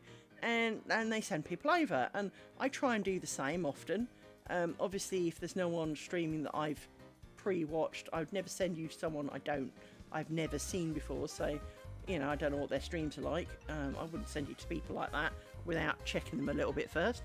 And it's actually not you, it's you. But it is nice to meet new people. Obviously we're not meeting, but you know what I mean.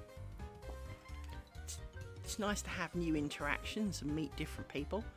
But it's also interesting to watch someone else do some crafting, because they may do it differently to you. And so, for example, I watched Daceman start doing a bit of cross stitch, and it was kind of like, you did something funky there, what did you do? And he said, oh, it's called a loop start. Why does that work? And so next time he started a bit, he showed me. And it was as simple as it sounds. He has 2 bits of thread through his needle, so it automatically forms a loop. Because it's the same bit looped over, so instead of 2 raw ends at the end, he's got a loop. Well, he pokes his needle downwards, so there's a loop left at the top, and then he comes up in the other end, puts his needle through the loop and goes back down through the hole, and well, now it's basically formed a knot round it. There are no wiggly ends at the back. What a glorious idea. He said it doesn't work on single threads though. So I was watching Sasakas. She does it with 1. And it's like, how'd you do that? He said that's some work. How did you do that? And so she kindly got to the end of her bit and showed me. And it was basically the similar idea, but not quite. And so I had to go. Oh my god, this is genius, because now it uses a lot less. You don't need quite so much tail at the end, and, you know, not using thread is a thing. But it also makes it feel a bit more secure, and it's a bit tidier, and not that I'm an OCD tidy person, because if you could see my shit pile in here, you'd really understand that. Hasn't really grown this week, actually. I mean, it has, but I took some out. So it's kind of equal size. It hasn't grown this week. This is kind of a world record. Normally my shit pile grows. I have a pile of stuff. It's not actual shit. It's things like Amazon boxes. It's that kind of thing. There's Amazon boxes. There are useful things in there too, but most of them are in a box underneath or on the chair underneath. Not that you can see that there's a chair underneath. Or the table underneath, actually. Not that you can see much of the table. So to give you... Oh, and the other tables at the other end, which you definitely can't see. So just to give you an idea of the girth of it, there's a chair and a couple of tables and a big box. And I mean a really big box, like I could curl up in it box, under my crap pile. So... we make no pretense that this crap pile is small, but it is my crap pile, and I live with it because I can, and it doesn't bother me. It should bother me. I'm aware it should bother me, but it doesn't bother me. Hence, I bought a tool to help me eradicate some of the pile, and I did actually think of doing some this morning. I for all of like 10 minutes, I thought, well, I could, you know, my through decimating some of the Amazon boxes into a box, and get rid of some of that, and that will make the pile a bit smaller, which is what I did earlier in the week a little bit. Not a lot, just a little bit. And I tidied up some... Actually, some of them were from another kind of shit pile. Most of them were from the shit pile, though. And so I did kind of tidy up a little bit and put them out for the recycle this week, because I'm a good girl. But I do really need to do something with it, which is something I will have to do when I'm off, but I will have more hours of the day, and doing a little bit of unwanted versus the wanted is not unreasonable. Whereas when you've done a day's work and you've potentially done everybody else's wanted, not what you wanted, you kind of want to do some of what you wanted now with your time. So I don't tend to do a lot of it during the week, and then come the weekend, I try and fill it with fun things.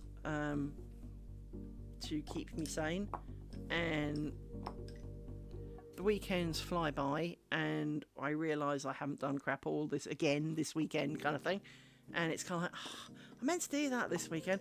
Oh well, maybe next weekend, and then next weekend comes and goes, and maybe the next weekend, and it's always like tomorrow, you know, tomorrow never comes, because it's always tomorrow, and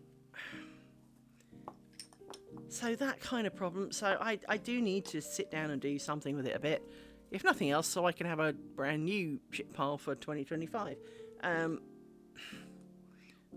Because I think this one's actually technically the lowest items in the box are from 2020. So I haven't seen the box for a while. I know it's there. Well, actually, that's not true. I have seen the box. In fact, I take things out of the box every so often. So the box is definitely still in there, and I do access parts of it. But the box actually was the origin of the shit pile. And I really need to take the contents of that upstairs and then separate the actual kind of Amazon boxy cardboard things and bags, because occasionally Amazon stuff comes in bags. So take all of that stuff up, put it in the recycle, get the actual items in it out, and I don't know, squirrel them up in a room upstairs somewhere that I won't look at for a bit, so that they're out of sight, out of mind, and then I'll have all that extra space and I won't know what to do with it because I haven't seen it for a while.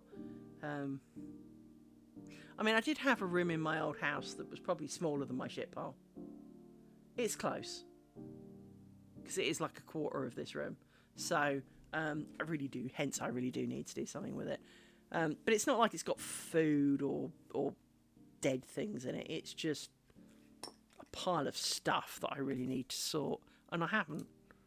And most of it really is Amazon boxes, because I do feel that I personally keep Amazon in business to an extent. Years ago, there was an option. You could see how many things you bought, and the guy sitting next to me at work, I was buying something, and it was like, you've got a really long list of stuff on your Amazon account. I went, yeah, actually I do. And we poked the option, and it actually averaged out that I bought one item a day. Now, obviously, I don't buy one item a day. I buy a few and have, say, 1 or 2 deliveries a week. Or at least that's how I plan it, if Amazon then spread it out a bit. But I'll do kind of like buy 3 or 4 or 5 things at a time. The problem is, of course, 2020 happened, and we all lived from home and lived off Amazon. And I've really gotten into the buying stuff online. And so I do buy quite an inordinate amount of stuff online. And, well, I do therefore have quite a lot of deliveries.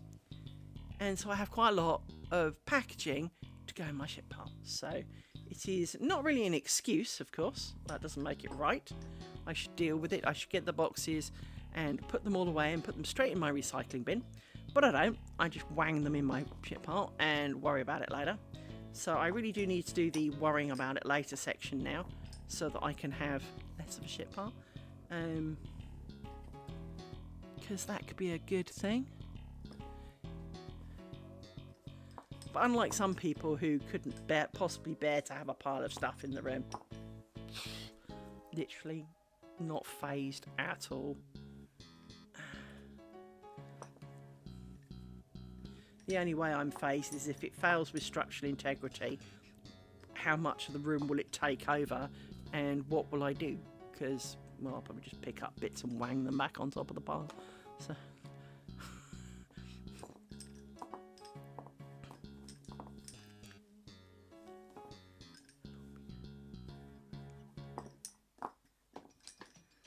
Right. Well, that was pretty successful. Right. Let's pat you down a little bit.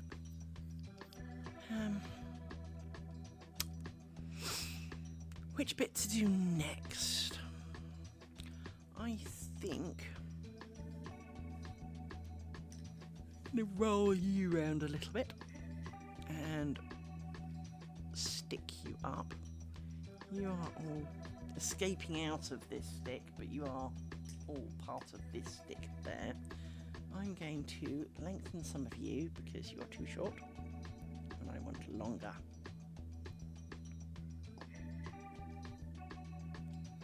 So that I can stick you and throw you.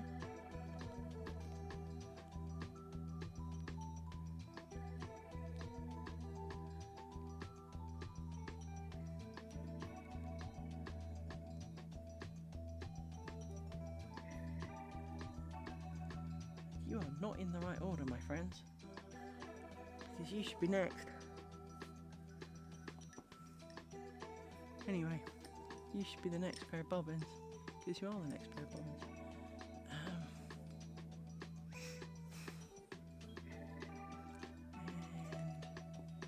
And you and you, no, you and maybe you. You look like a pair. You look like a pair. Put you in pairs. I need to stretch you out a bit more. Right, 1, 2, 3, 4, 5. Actually, let's make you a little longer than that. Not a lot, just a little. You're a bit short. You're a bit short. Right. Stick you.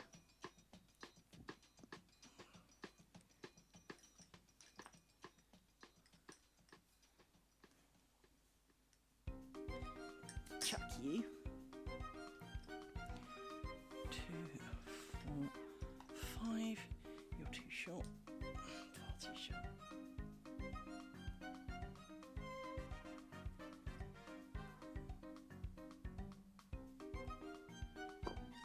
You're a bit short too.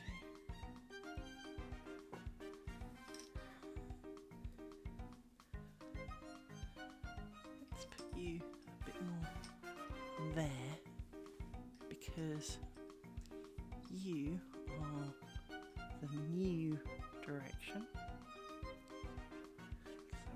the others yet. You go on top.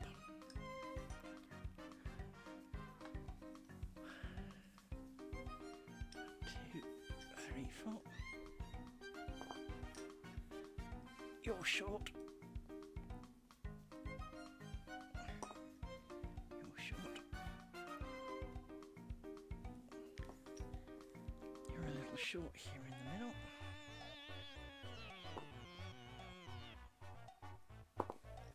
And you're a bit short. Right.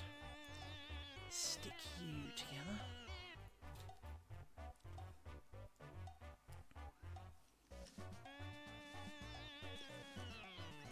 Chuck you over there. Oh, bits of backache. Ooh, bit of backache. Where did that come from?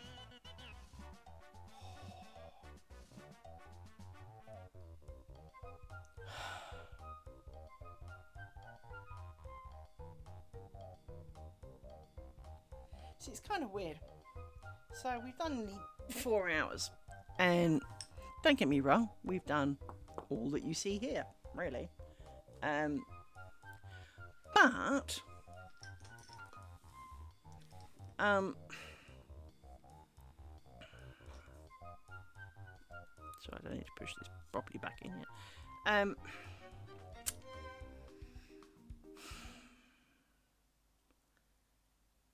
It's amazing how it feels like Sunday's over. This is the problem with Sundays, is that Sunday evenings are invisible, because round about now you realise that you've got work in the morning and you don't feel you can really do anything with a Sunday night. You can't start things because you won't see it for another week. You can't, and so it really is kind of an ending. It really is. Let me take you two out. I think it's you two. Right, let's pop you up there. So you are the next two, and you need crossing. Then we need to grab you. And we lift you up again. Then you form most of the working threads. You need to scoff off over there. You are the workers. 1, 2, 3. Now, I am confident I need to borrow you briefly, because you two have already gone. I need to work my way back.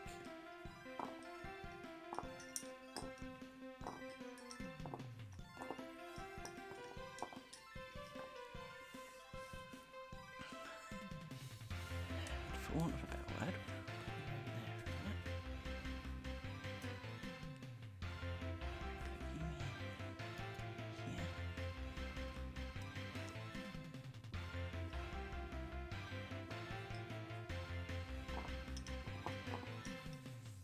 you are done, so you can now go back under here and back in here, because you have been, we only borrowed you briefly.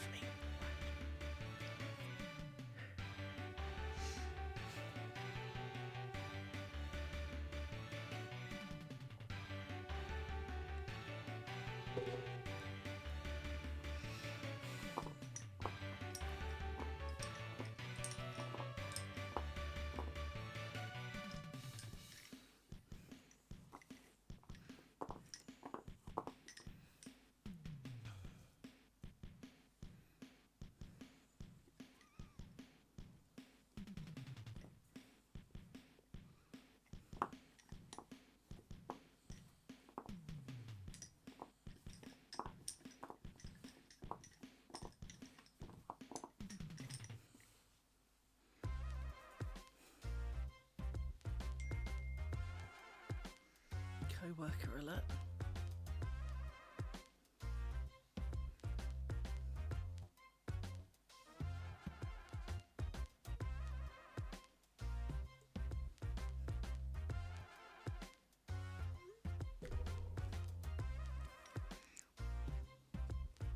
Co-worker's just trying to upgrade his PC. He said, "Oh, so there was me all ready to order an SSD, and then I realised it's already got one." It must be a bit shit, love, if you haven't if you didn't know you already had one.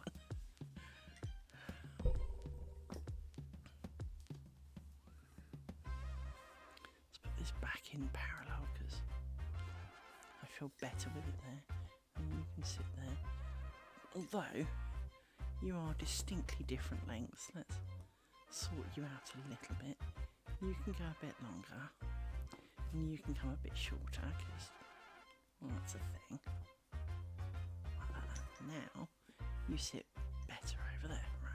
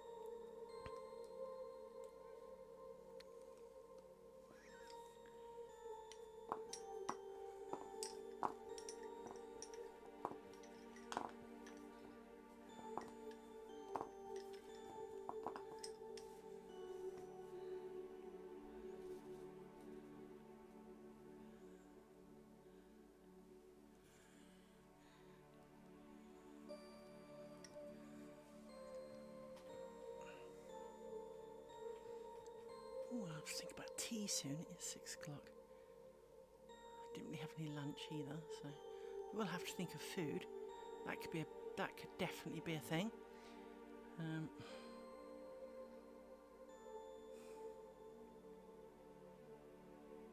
It's funny how sometimes you look back at how much you've achieved today, and you look at it and you're kind of going, "It's not really a lot here."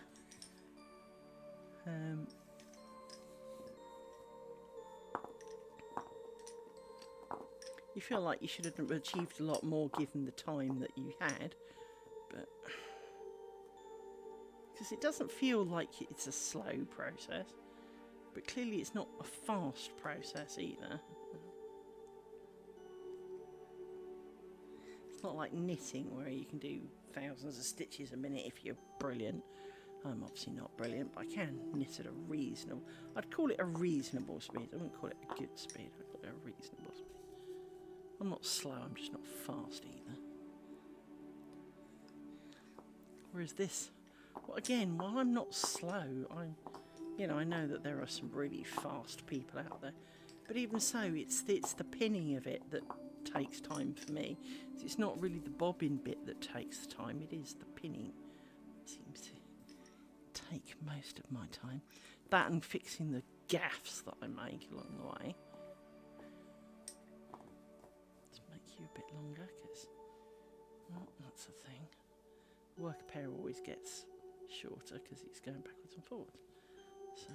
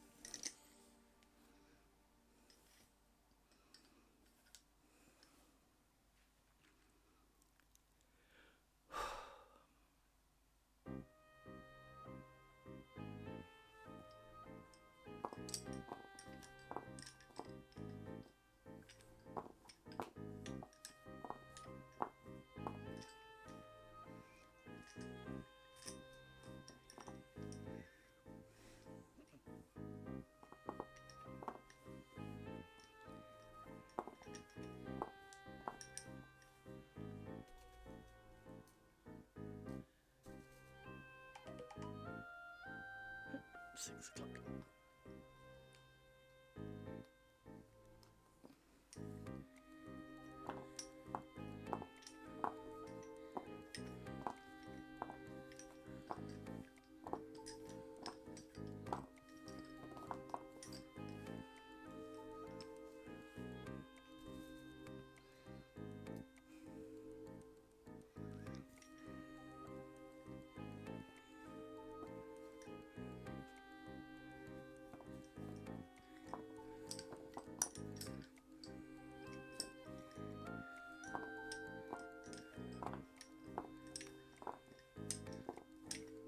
This is far too many. I missed some somewhere. How did I miss some? 1, 2, 3, 4. You see, I should have 3. How have I got 4 and how have I got too many?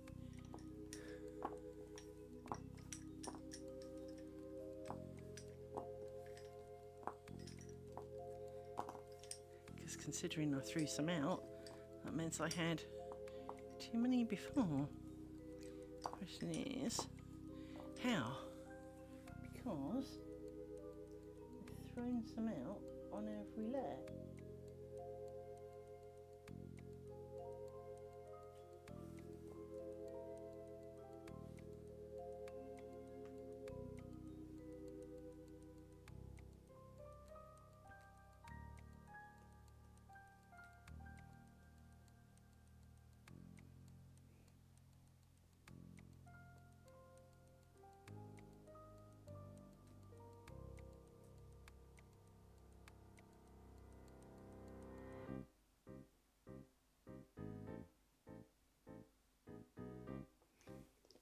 Too many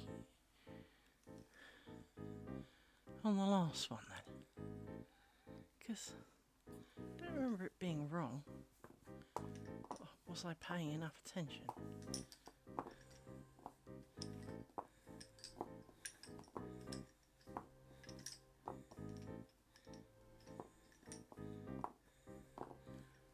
So did I add too many here and end up adding multiple pairs? Yes.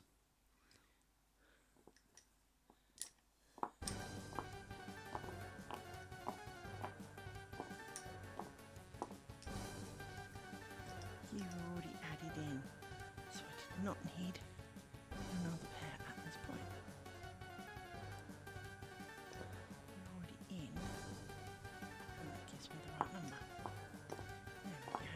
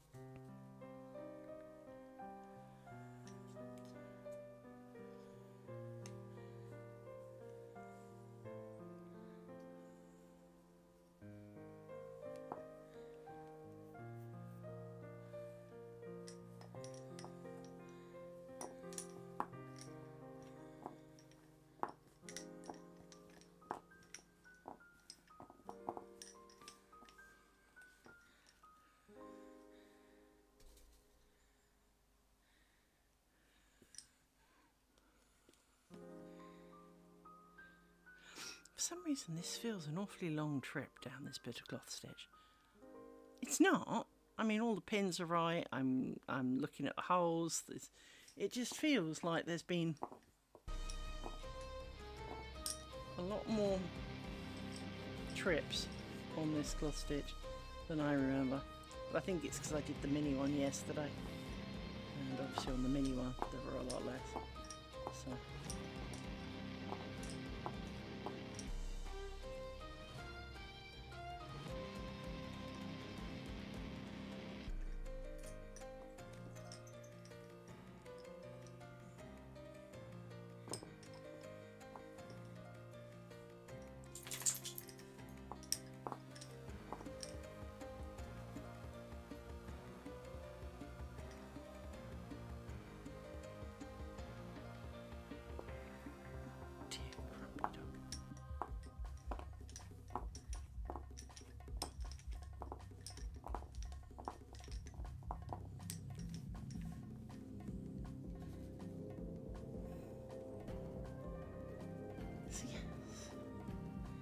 Now we're at the corner.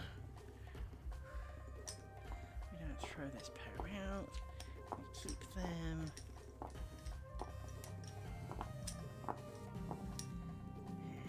we add a pair.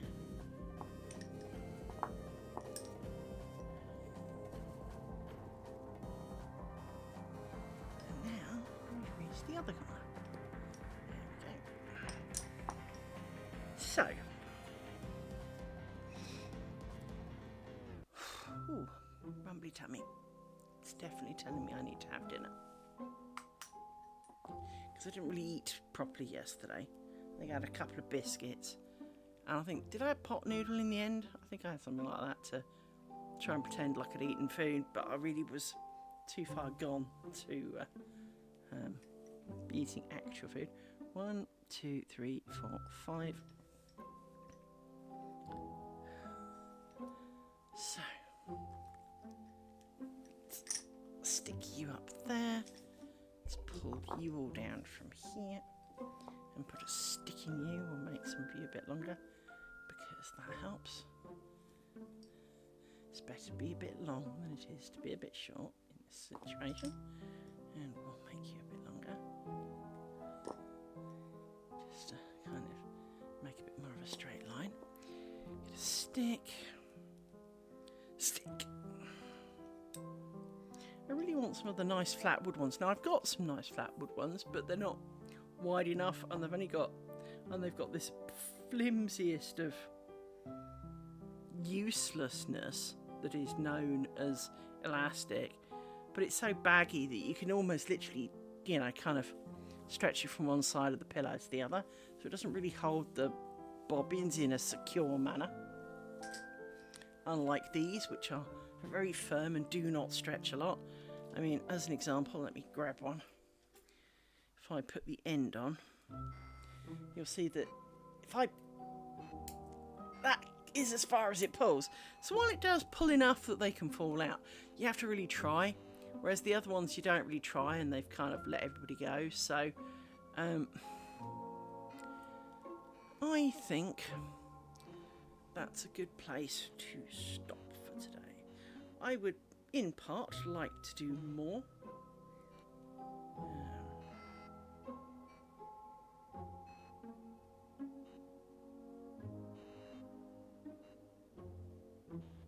What? Oh, it's from 2020. No wonder that didn't make any sense. I wondered why it told me that something was going to arrive today. And no, I haven't ordered anything for today. I've got 14 emails to read though. Right. Let's take a nice picture of that.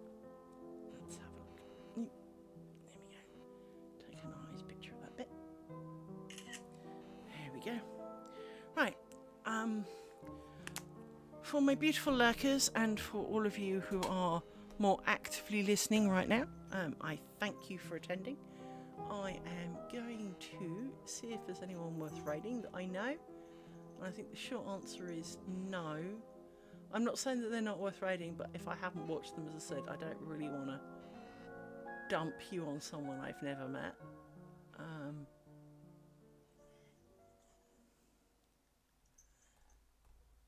just because I don't know what you'd be getting into. As I say, none of the people I watch are on stream. So we will be finishing gracefully then today. Thank you for attending. I will be back tomorrow. It's a work day tomorrow, so it will be around about somewhere between the 5:30, 7:30 kind of time scale UK time that I am likely to surface. It would be pleasurable to see you all there. It is nice. Please remember to follow me if you wish to be notified when I go live, so that you'll know and you can kind of feel summoned to watch. Of course, you're not summoned to watch. I wouldn't demand that of you, but it will notify you when I start, so that you can be aware that I am on. For those on YouTube, obviously you don't get to watch it live, so you can follow and subscribe as much as you like, but because obviously subscribe will tell you when the new video comes out. But yeah, I shall see you all tomorrow. Goodbye.